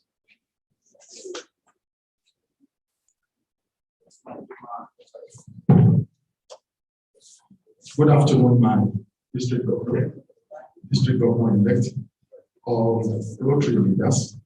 I thank you and I welcome you to this occasion. It will interest you to know that Pastor Ituah Agege Ighodalo is my pastor for 12 years. I joined Trinity House in 2010 at Civic Center, and he's been my mentor. And Pastor, when we talk about pastors, Pastor Ituah Ighodalo is number one. And that leads to virtual college. And when I saw him, like I told my brother, I said, my brother is my best friend. And I told him we have to be here because Pastor Ituah is here physically. Pastor Ituah is the pastor that when he stands in the church and says, we need 10 million. Pastor Ituah himself will put 7 million naira down with a view of blessing. And he will never repeat it twice. Once he says we need this amount, he will never repeat it. And my question is this: you have various friends in position of authority. How do you stand the pressure of not going to them in the midst of need when the church needs this, when you need this to cover certain needs in your place of work? You don't go to them, but you get satisfied and you move on. Please, how do you respond? How do you do this? Thank you. Please note that you don't have to repeat yourselves.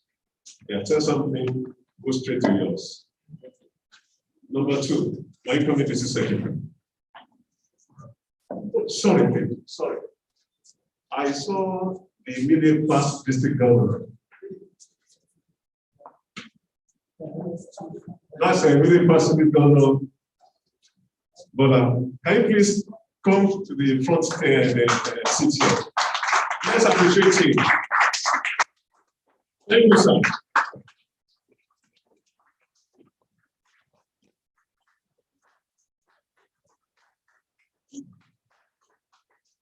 That's our immediate first district governor. You're welcome, sir. Bola Oyebade. Okay, my community secretary.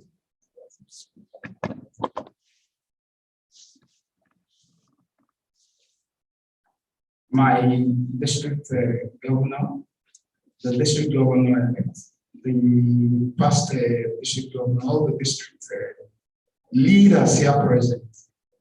My name is Rotarian Azu Arinze, and I'm a proud member of the prestigious Rotary Club of Ikeja South. Earlier on, Pastor Itua was saying something about his wife. Unknown to him, while I had a very good relationship with my wife. Back then when she won the Slugs beauty pageant, I was the editor of Encomi. So I was now all through. But now back to my question. With all you've said, beautiful presentation. What would you describe as the costliest mistake that any businessman can make, considering all you've taught us today? Thank you. Thank you. The third person? Who? Okay, please come. Madam.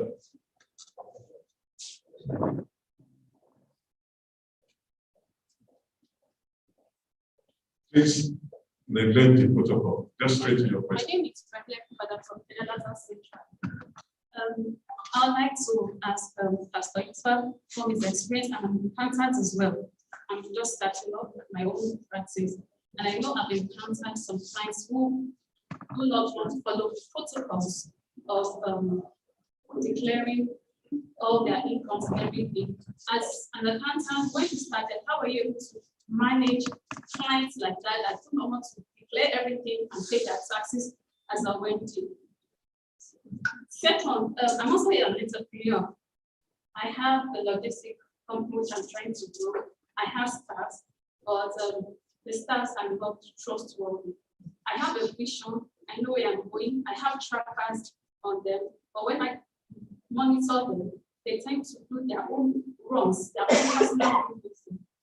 As an entrepreneur, this affects businesses. How can we mitigate all of this from your own experience? Thank you.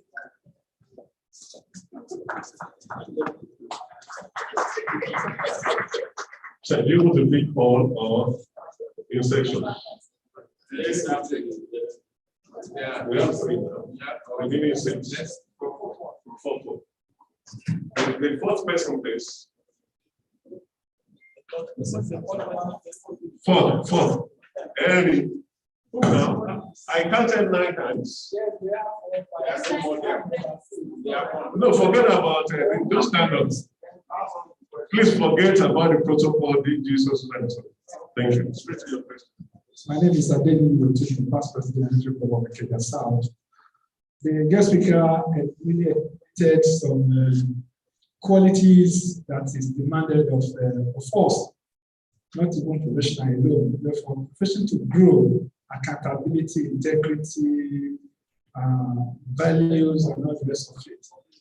If this has been consistently enumerated as functions at every forum in Nigeria, at what point are we getting this wrong? How can we, remove this attitude of Nigerian factor? We have integrity, it has been enumerated. It's necessary integrity, accountability, and all the rest of it has been enumerated. At what point have we gotten wrong? And what are the solutions to make Nigeria be what it should be?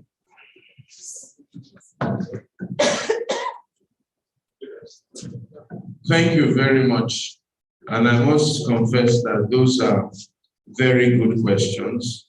And you are really trying to put your hands in my mouth. But I will try not to talk too much so that we can respect time. Friends in authority. How have I survived by not going to them? I must confess that I started off life thinking that if you did things properly, your good work will show you out. And I was a man who really worked hard. As a matter of fact, initially I used to avoid government work with the thinking that it will bring a lot of corruption my way. I had a problem with one of the first jobs I got in Abuja. And they started asking me for a bribe. I must confess, I gave them, but I didn't go back because I was traumatized by this the director. I was a guy that was just chasing me all over the place. So I didn't go back and I started working in Abuja. But I suffered for it. I must tell you the truth. I really suffered for it. It was so terrible that one day my wife and I were so broke. Nothing. So my wife went to report me to one of my friends, a fellow pastor. Came to my house, he had a lot of money. He says, Ichwa, how come you know everybody in Nigeria and you're so broke? That statement still hurts me till today. Because what he was telling me, that the way by which I could make money at my level is by being a psychopath. I should be following people like, why can't my work show for me? Because in Nigeria, your work will not show for you. Let me tell you that I've approached some of my friends for money. I have. So I need help. Because I also heard a message that said, they close mouths, they close destiny. A lot of the time I wouldn't go there. As I went. Some insulted you because you don't want insult. Some will say, I will get back to you, they will not, but I don't go a second time. This is my problem, this is my issue, can you help me? It's yes or no. I learned to lift up my eyes unto the hills, from whence cometh my help. My help cometh from the Lord, who made heaven and earth. He will not suffer my foot to be moved. So I went, one or twice to some of them. Some don't get back, some get back, but I don't go a second time. And in church, I announced, like you said, because if the church belongs to us, we must all contribute towards running the church. So I announced, but I find it difficult going from person to person to person to person. It is not the way I was brought up. That's why till today I am not a full-time pastor. I work for my money. And the money that God gives me, I use it to bless other people and bless the church. Every day, I spend no less than 250 to 300,000 on people every single day of my life. There's no day. In fact, I have my secretary, that's his job. When they send me text message, I forward it to him. He will line up everything. The first thing I do in the office is, what is my obligation today? You bring it. Sometimes it's 200, sometimes it's 150, sometimes it's 400. I say, take this one from this bank, take it from this bank, take it from this bank. And as they give, I give out. Because that's the situation we found ourselves in Nigeria, where there's no social system. So in fact, there's some accounts I have. My secretary, my head of accounts, they won't let me see. They don't want me to know what's inside that account. Because they know that if I see it, I will blow it. Because that's what it is in Nigeria, and so on and so forth. So I don't go a second time. And I hope that God will make it possible for all of us. We must stop psychopaths in Nigeria. We must stop Baba Sawikwe and so on and so forth. We must enthrone ethics and right morality. Rotarian Azu asked me that what is the cost mistake any businessman can make? Number one is a lack of planning. The Bible says that there's nobody who goes to war that does not first count the cost of that war. A lot of people are going into businesses they don't know anything about, they're not qualified for. They just hear that so and so is doing this business, making money, they rush into it and they waste their time. I have made that mistake myself also. I've imported goods at a certain time based on the advice of one small Igbo boy who just made me do adventurism into importation of goods, and I was beating black and blue. Okay, so you must understand and research your business before you go into it. You either know it, you have it, or you have the experience. The second mistake that a lot of us make, especially in Nigeria, is that we eat our seed. We eat our seed. The Bible says that God gives seed to the sower and bread to the eater. The Israelis call it delayed gratification. So it is when a Nigerian makes money that he remembers that his great-grandfather died 50 years ago. And the way he's lying in the grave, the back is aching, so he must turn the back. So he throws a big party. I told you the story of the boy who discovered dollars in the Soka. He bought a big car. Instead of investing that money in assets or something valuable, he went to buy a car to show off. So one of the other mistakes businessmen in Nigeria make is that they don't delay their gratification. So what should be seed, they eat as bread. And then they keep running up and down thinking that they will make more money. And then some of them don't train, they don't have a succession plan. In this Lagos, you go to some houses in Ikoyi, it is what they call Ahoro. There's nobody there. When I came to Lagos in the 70s to go to King's College, when I was going to school, started working in the 80s, those houses were big houses where big men lived. But when you pass the house today, there's nobody there. The children are in court, the businesses have collapsed. Houses on Allen, in GRA here, we used to come for party every Christmas. They are all uninhabited. Why? There's no succession plan. There are no structures, there are no ethics, there's no morality. So 3 great mistakes that we make in Nigeria. Okada here has disappeared because of one of these mistakes. Then the lady from Lagos Central, I forget your name, I didn't get your name right, says clients who don't want to follow protocol, how do you manage? That's a very germane question. And we all go through it. We all go through that crisis. I'll tell you, one of my clients in Lagos was selling motor vehicles. So I went to audit his company. And when I audited his company, and they are giving me what I thought were all the records, and I discovered that he made a loss. I showed him that, okay, you made a loss. He said, how can you make a loss? I said, your accountant has given me all your records. You made a loss. He said, no, it's not possible. Then he bent under his table.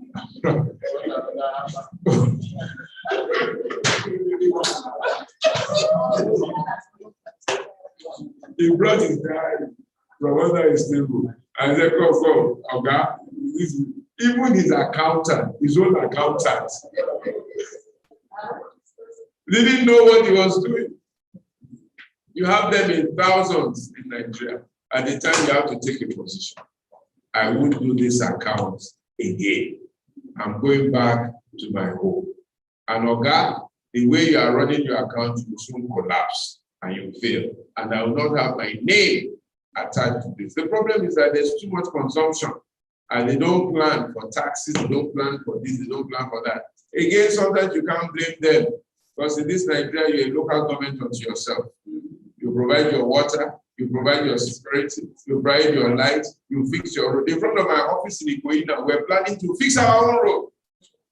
Then tomorrow, Subaya will come and say I should pay tax. I said, what kind of tax? You didn't fix my road. So it's a double-edged sword. But we must keep guiding, training, appealing, and also appealing to governments that do the right thing by people so that we're not we don't take the laws into our hands. But it's a work in progress and you keep at it. There's some that are too risky, cut it. There's some that are willing to learn, try and educate them. But you face the risk of starvation. And I must commend you, accounting practice is not easy, especially in Nigeria. It's not easy at all. I know what I saw to get to where we want to. If I put the same effort into buying and selling, I'll be one of the richest men in Africa today. But Nigeria, we are faced with 2 problems in accounting practice. The first is the Big Four.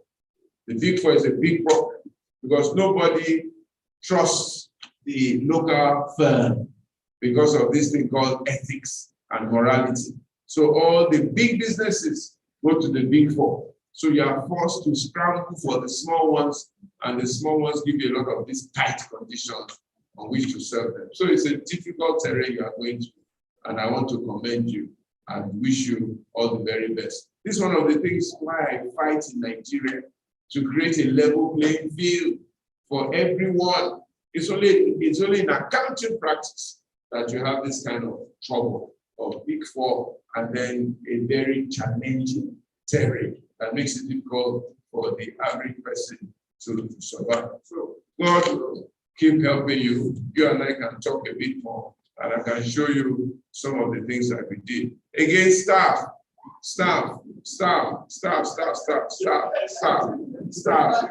They finished grocery.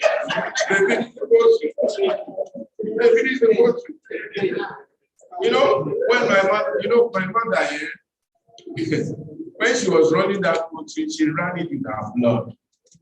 My mom will be singing to birds. She'll be following staff. You know, if you have bad hygiene, it can wipe out your chickens. One bird flu can wipe out the whole thing. So if you are going to run farming or poultry, you have to be hands-on there. It's not something you delegate. You understand? So when she died, my brother called them and said, we don't need anything from this poultry. We just kept this poultry to keep Mama alive. Finally, Mama don't die. This poultry, run it well.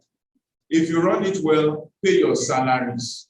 When you finish paying your salaries, keep the rest so that we can expand the poultry. Me, Aswe, me, Itwa, me, Tolu, we don't need anything from this poultry. We've never depended on anything. It's for you and to keep the house warm for my father. They didn't do what we said. So we have problem. Educational system is poor, training is poor, home training is poor, enlightenment is poor. So your personnel recruitment system must be watertight. That's what Dr. Suleiman told us at our retreat. Says when Arthur Anderson came to Nigeria, they recruited only the best, not just in skill, but in character. And even then, you must train and retain. And even then, you must monitor and sit on top of them. It's a very tasking thing in our environment. So I wish you the very best. As for logistics, it's one of the most dangerous businesses to do in Nigeria. Very, very dangerous. I won't even recommend it for you. I must say that. A friend of mine came from England, wanted to do logistics. I want him. He brought 10 trucks from America, I beg your pardon, to do logistics. I said, you this Sheshede, Johnny just come, you want to do logistics? I said, have you been on a truck before from Lagos to Kano? That they will stop in Ogere, they will remove the hair. You know, they will enter brothel, they will drink kai, and then they will delay everything there. Then after, they will sell the hair. Then they will be calling you that the car has broken down. Then you carry your goods. When they get to Benin, they will sell half of goods. Maybe a quarter will get there. If you are not lucky, if you are unlucky, the whole thing will fall down on the road. Even Aliko sold his trucks. Aliko gave out his trucks and told somebody else to be running the business. All he knows, his goods must get to Obadan and come back. So that person now is one sitting on the truck. You know, you have to sit on the truck. People have tried that business before. You have to sit on the truck. You have to wear trousers with the dry t-shirt. This fine dress you are wearing. No, forget it. So it's a very, very, very risky business. Logistics in Nigeria. So you must be ready for it. You can't do any other thing if you want to do this logistics right. You can't sleep until the truck gets to Kano because you are watching, you are tracking.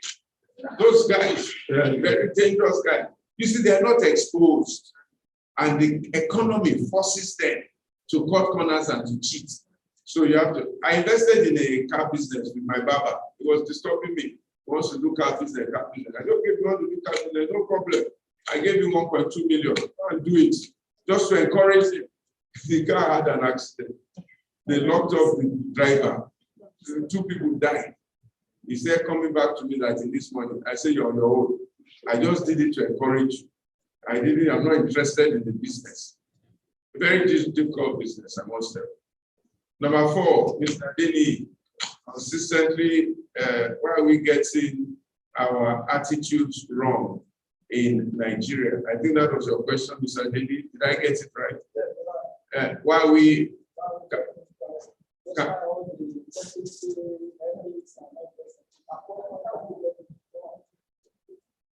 You know, what has happened in Nigeria, and that's why I say you are putting your hand in my mouth. Whenever you get me to talk about Nigeria, you won't go home. You see, what happened in Nigeria is that we had a truncated development. You see, if the foundation be destroyed, what can the righteous do? You see, the biggest fallacy of Nigeria and Nigerians is that Nigeria was not created to succeed. Nigeria was not created to succeed. Lord Lugard came to Nigeria for spoil. And he says, the southern bride is prepared for her northern husband. So he created Nigeria so that he can consistently take the resources of Nigeria. Europe, England was built on the resources of Africa, both in terms of natural resource and also in terms of intellectual and hard work. The underground was built by Black people. A lot of things were built by Black people. So they came here to rape us. So when we were insisting on, so the foundations that they laid were foundations of rape. They didn't sponsor education, the British government. The only school they started was King's College, and then maybe Queen's College after that. But it was the missionaries that started schools in Nigeria. Anglican school, Baptist school, Methodist school, this school, the CMS school. It was not the British government. They were not interested in educating you. Then they educated you Southerners, half and half, and you started talking as if you knew everything. You started talking as if you're bigger than your books. They say, okay, we'll see. We'll see. We'll see how we'll do. So they set up a system whereby the North will forever dominate the South. Tell them I said so. They set up a system whereby the North will forever have political control. And that is why the argument today, North-South, North-South, North-South, North-East-West. And they made it so that forever our oil, our cocoa, our bitumen, our whatever will be under their control. Till tomorrow, sir, you don't know how much oil you export. You don't know. So whatever you get as oil revenue is a fraction of what you should be getting. Only Shell, Chevron, Engie, Total know what oil you export. Apart from the ones that have been stolen by my cousins in the South. We steal the oil because the oil belongs to us. Can somebody hear what I'm saying? So Nigeria was designed to fail. We are stealing our oil because they refuse to give it to us. And that's the foundation. And whenever the British saw a Nigerian that wanted to do well, they labeled him as an oppressor, a bad man, and they enthroned corruption in the first politics of Nigeria. And they encouraged the coup, and the coups that you see all over Africa, they are British and American inspired. They killed Gaddafi because he was fostering his people. They are not good people. Tell them I said so. And that foundation has been bent till today. What bothers me is why we Nigerians cannot see and smell the coffee. So they have enthroned corruption in this country.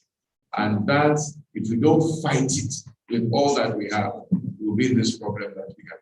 Thank you very much.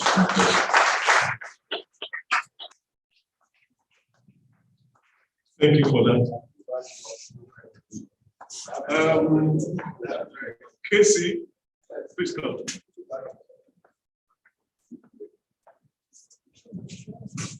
Good day, everyone. My name is Uday Arenze from King's College, Lagos, Florence. So my question to you is you've talked about a lot of problems of Nigeria, like corruption, like political misdoings. You've talked about a lot of problems of Nigeria, like corruption and political misdoings. So what do you think we can do as the masses to actually change Nigeria and actually make that first step into changing Nigeria? Thank you. Thank you very much. I think you should give him a wonderful round of applause. That's the King's College. To be honest, King's College was founded by the British to train a crop of civil servants that will serve the British. And hopefully they would have transferred some form of psychopathic leadership to them. It's actually called King's College upon Eton. It was labeled after the Eton School in London that produces a lot of their prime ministers. So I'm not surprised that you are asking this kind of brilliant question. In fact, this is the best question I've heard today. What is the solution to change Nigeria? Number one is conversations like this. I'm sure that in all my passion and this, you have taken some things home that you probably haven't heard before. It will open your eyes. Number two, ironically, are leaders like Buhari. Buhari has done us well in Nigeria. Why? For the first time, a lot of people are aware of what the problems really are. The ones that they used to hide and not say before. Buhari was smart, not smart.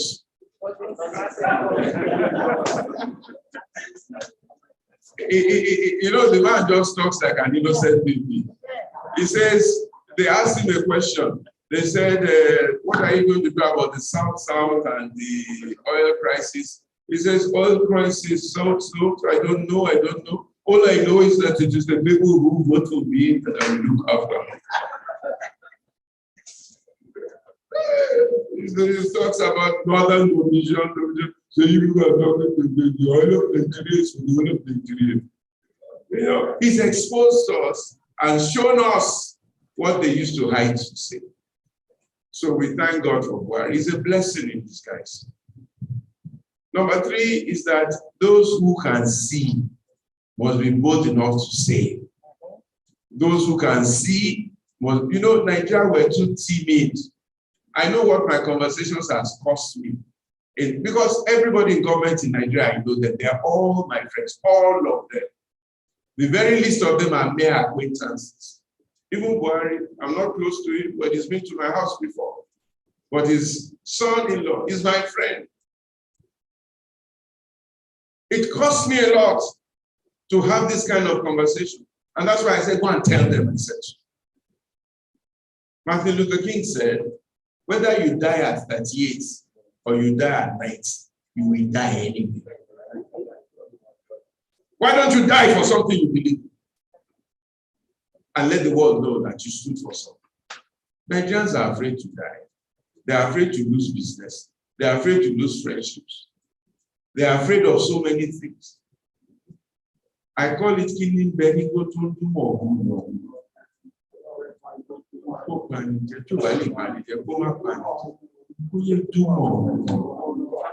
You see, these people you are afraid of, they are afraid of you. So you must stand for something. And there's not enough truth in Nigeria. That is our problem. Then number four, you must get involved. You must get involved. We have a lot of work to do. 14 million people can read and write. How are they going to take decisions? How are they going to know a good governor from a bad governor, a good senator from a bad senator, a good president from a bad president? I have a plan now to educate Nigeria. First step, everybody must be educated. You must know right from wrong, good from bad, and we must continue conversations like this. And then you must get involved. Get involved in politics. Get involved in leadership. Get involved in discussion. And then train yourself well. This is where the church is coming. Training people with morality, with ethics, with the right way of doing things. And then speak against all the evil in our life. It's not going to be an overnight thing. But over time, we will succeed. Most nations went through their own. America went through its own. Britain went through its own. France went through its own. There had to be a revolution in France for things to change. We need to do things like that. It's not going to happen overnight. But over time, with great people like you, and with the four-way test of Rotary Club, it will happen. So that's why I'm begging DG and my friend to take this Rotary four-way test and blast it all over Nigeria and let Nigerians know, is it fair? Is it equitable? Is it beneficial to all? Then we will do it. Thank you very much. Thank you very much. Please, let's appreciate you once again.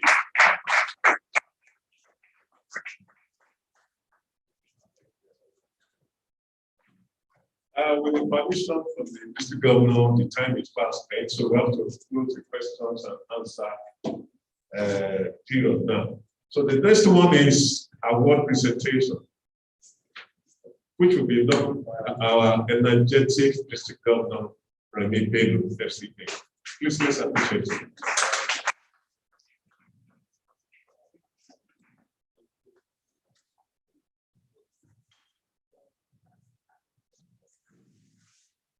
Before I make the presentation, let me make some comments, but not without recognizing my middle class district governor, Omobolanle Olubade,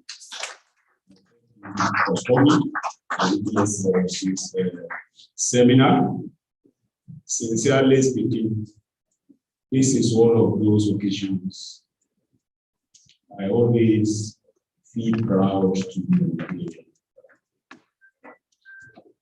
I think I deserve a round of applause for that. I do not feel proud to be with you now.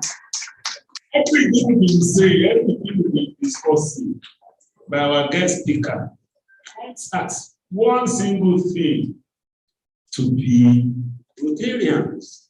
He said he has advised us that we should push our 4-week test across the length and breadth of Nigeria. If we can practice it, our country will change. Is it not? Good thing we have the chairman 4-week test here, who I believe will take this challenge upon himself to make sure that we spread this 4-week test, the things we think they will do.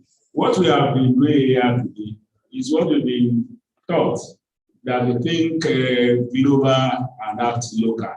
There is no way we discuss ethical, promoting ethics in business and professions in Nigeria, and professions without discussing Nigeria. That's what I think has happened. And I think you have done a great deal of justice to the topic. Sincerely speaking, I'm very happy that we have you today as a guest speaker, not because you are a professional colleague, but because you are somebody who has come to tell us what I want to call plain truth, but nothing but the plain truth. But the beauty of it for us in our own case as Rotarians is all those ethical practices we've been told that we should have are things Rotary has always been preaching. We have our core values. Are we not having them? Yes, we have all these that we are expected to put into practice. I want to implore us, please, let's go out, let's spread the gospel like my brother would want to say. I was reading his profile here. I drew his attention to somewhere there, which I said, this, I was highly moved with this. It says, Trinity House is a non-denominational, free-flow worship center, powered with a vision to build leaders, professionals, and leaders to be. What do we do in Rotary? When you want to be a good leader, what are we saying? So it means we are already on course. I want to call it for you to please write to have this award to show our appreciation. This is from that organization that was founded in 1905. Is the only NGO that was there when the United Nations was being formed. It's still having a permanent seat there. Rotary, my Rotary. We are giving you this appreciation award as a guest speaker at our vocational service seminar today. Vocational Service Seminar 2022. Theme, promoting ethical standards in business and professions, which I want to believe you've done justice to the topic. And I can assure you that though you are trying to let us know the relationship between you and the chairman of ethics and profession, in business and profession, like I said, not because of your direct relationship, that we invited you, but because of your person, because of what you stand for, because of your antecedent.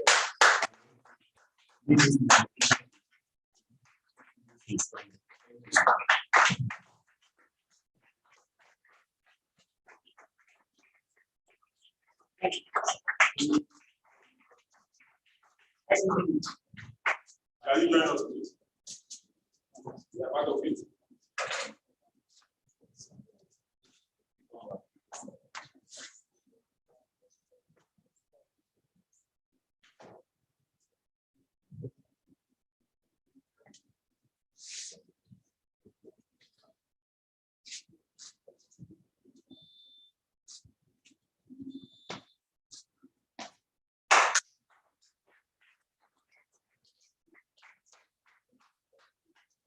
Thank you, thank you, thank you.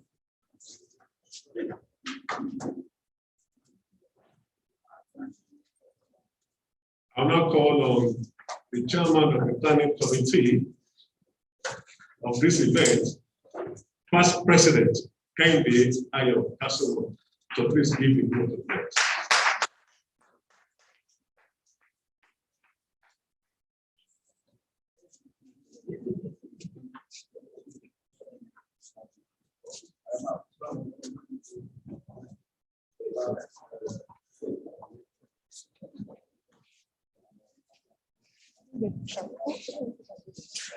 So my task is quite simple. And first and foremost, I want to thank our district governor, Remi Bello, who is the chief host of this event. I also want to thank the incoming district governor.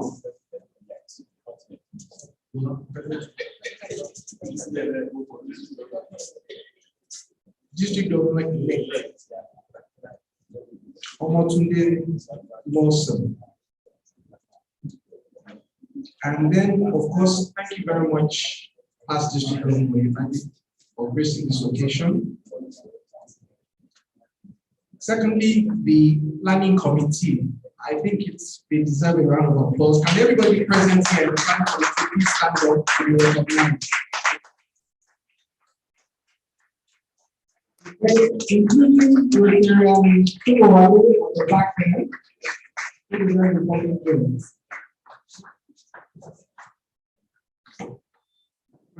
Physically present and online. I was told before we started about 40 people online. How many do we have now? 27. 27. Many people have left. I want to thank King's College Old Boy, King's College, because I was actually an old boy also. I was also in HJC, yes. I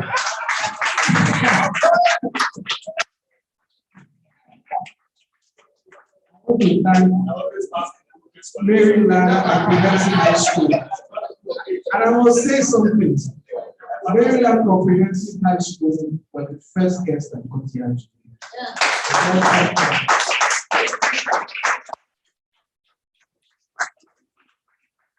I can't but thank also a very senior Rotarian who has graciously accepted to be an rapporteur and use this event, with the Tunde. Thank you very much. I want to thank all Rotarians here and also our invited guests.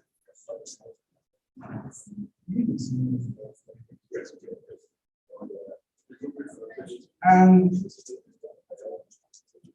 I'm going to use this opportunity before standing down to take the opportunity as the chair of the History and Archives Committee of Rotary Club of Lagos to do a presentation of the coffee book that we, the 60th anniversary of Rotary Club of Lagos. I've tried to take opportunity of this because I think it's something other Rotary clubs within the district should also emulate. It's essentially an embodiment of the history of Rotary International, the district, some clubs, and with emphasis, the Rotary Club of Lagos. I'm going to use this opportunity also to present one to our guest speaker today.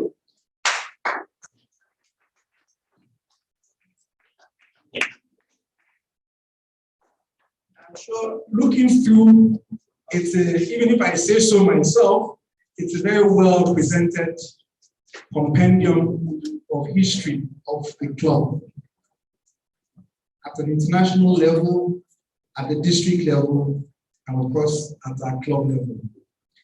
I'm hoping that some of the members here and guests will also do the honors. We'll just sell it at a book price of 30,000 naira. I'll buy one for King's College.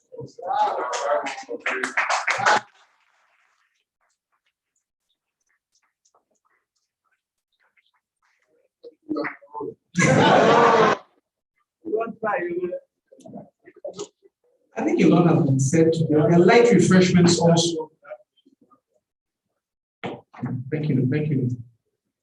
We also have light refreshments for all participants of this symposium. Thank you very much. Sorry, before the refreshment, we have to have a group photograph. The people on the top people, with respect, and please line up here. My dear brother, my president-elect, my immediate past physical. Please. Here.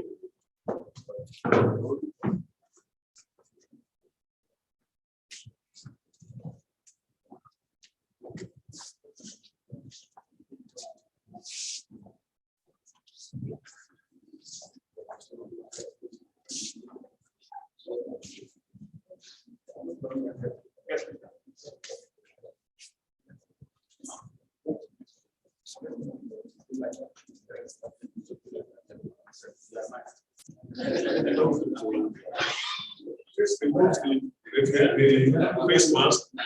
Please remove the face mask. You don't want to. Sorry. I mean doing that.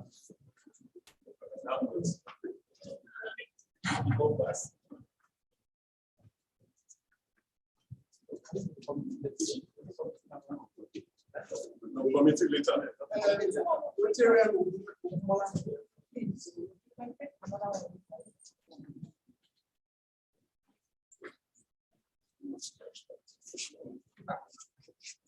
Can you capture us? Everybody. We are blocking.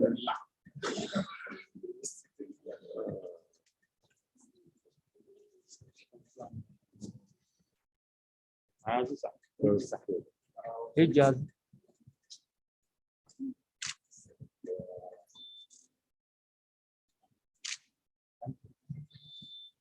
Are you okay? I think. Then, 1, 2, 3, 4, 5. 1, 2, 3, 4, 5.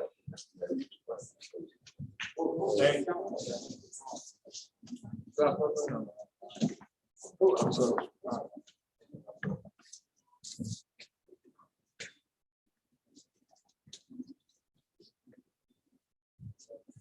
Then the committee members here present. The committee members.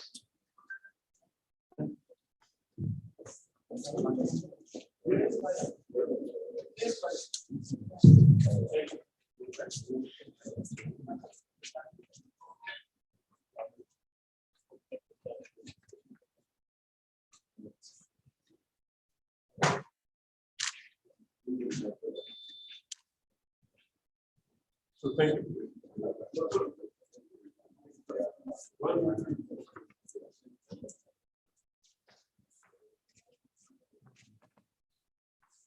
Then the students, please be ready.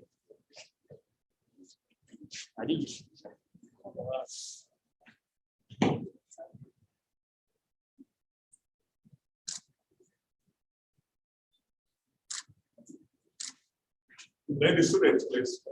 Maryland first. Before Casey. Yes, I have that order. Yes. Yes. Yes. I think.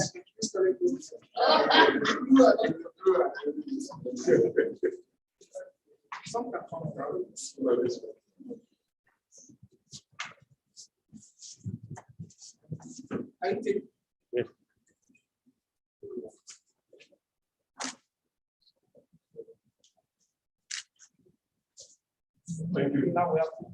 Then the King's College boys. I didn't hear.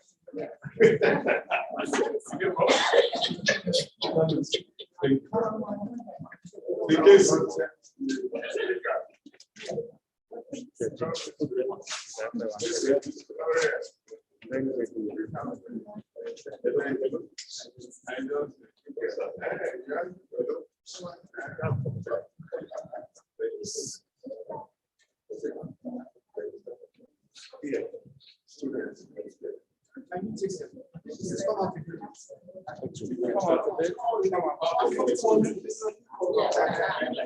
Red light. Yes. Most of them must know. Get closer.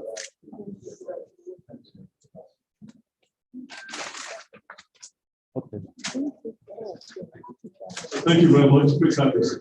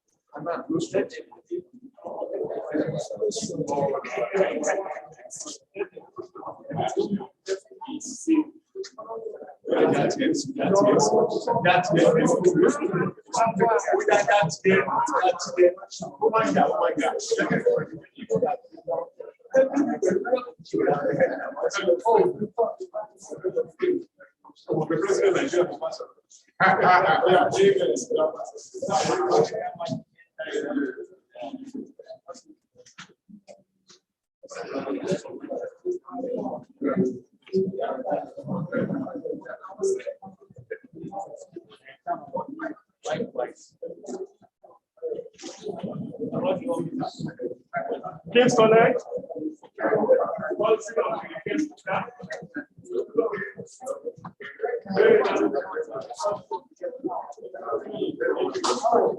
Hello. Hello.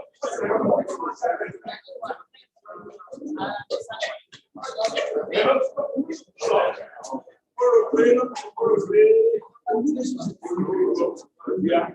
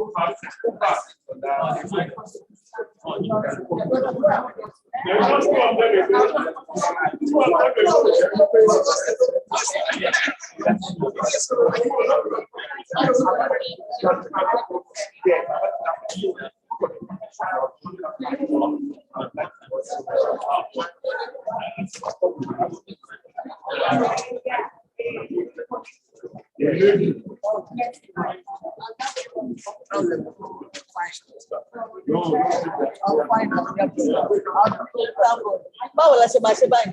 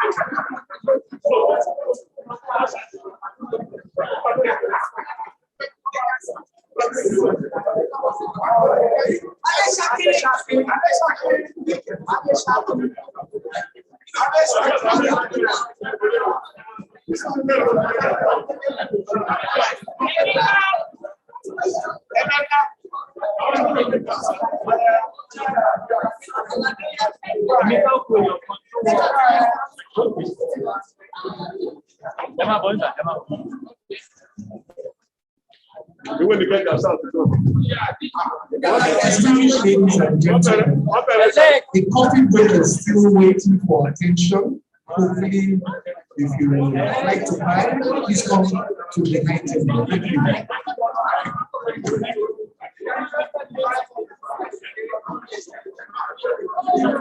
Thank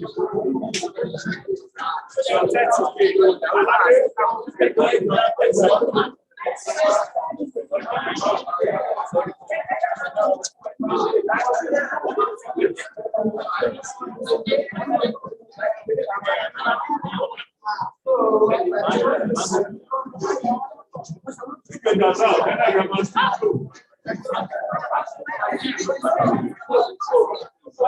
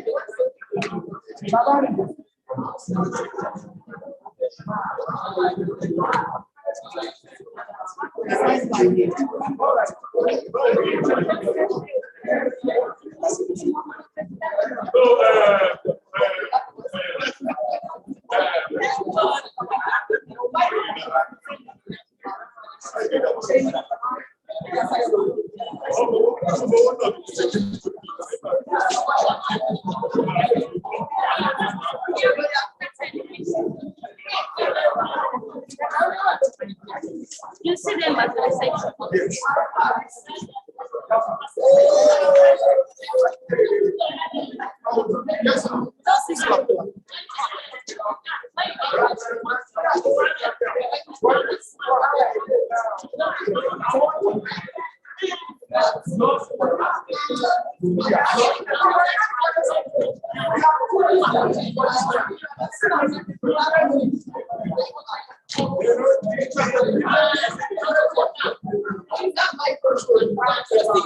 For that.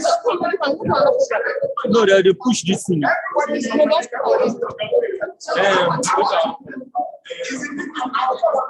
When the Bilyaba now?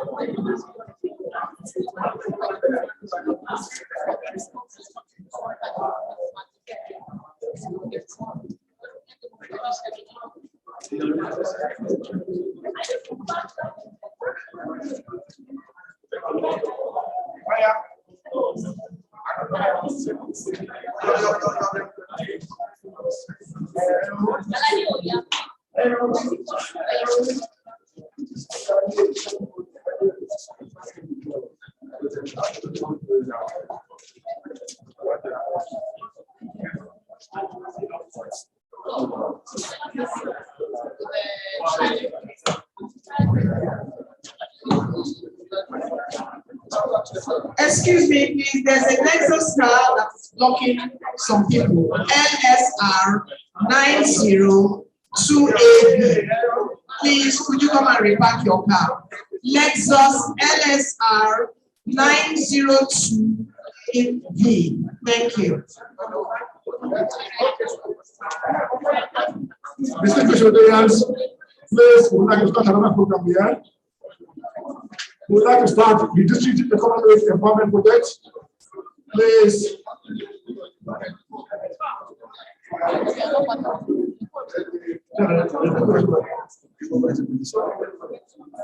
Which program?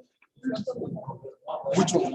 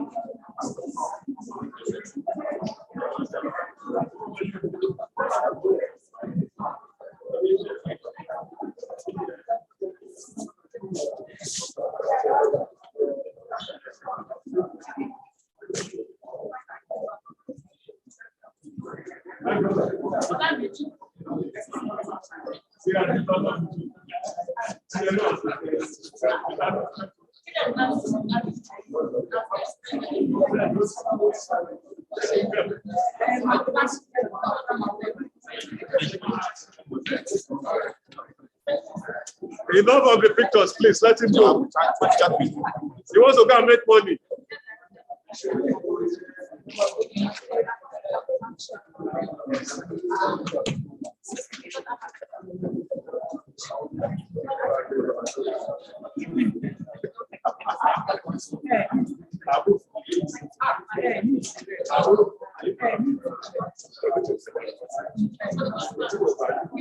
Good afternoon, everybody. Please, let's be seated. Let's get set for district governors arrival. Please, let's get set, please. Let's be seated, please. The district governor will join us very soon.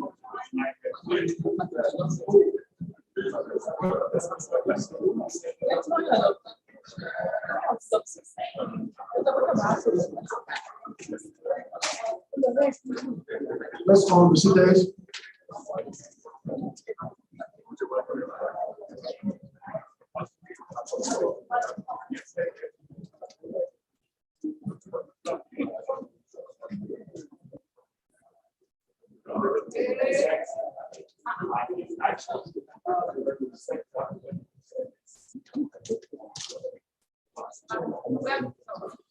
Please, let's be seated, please.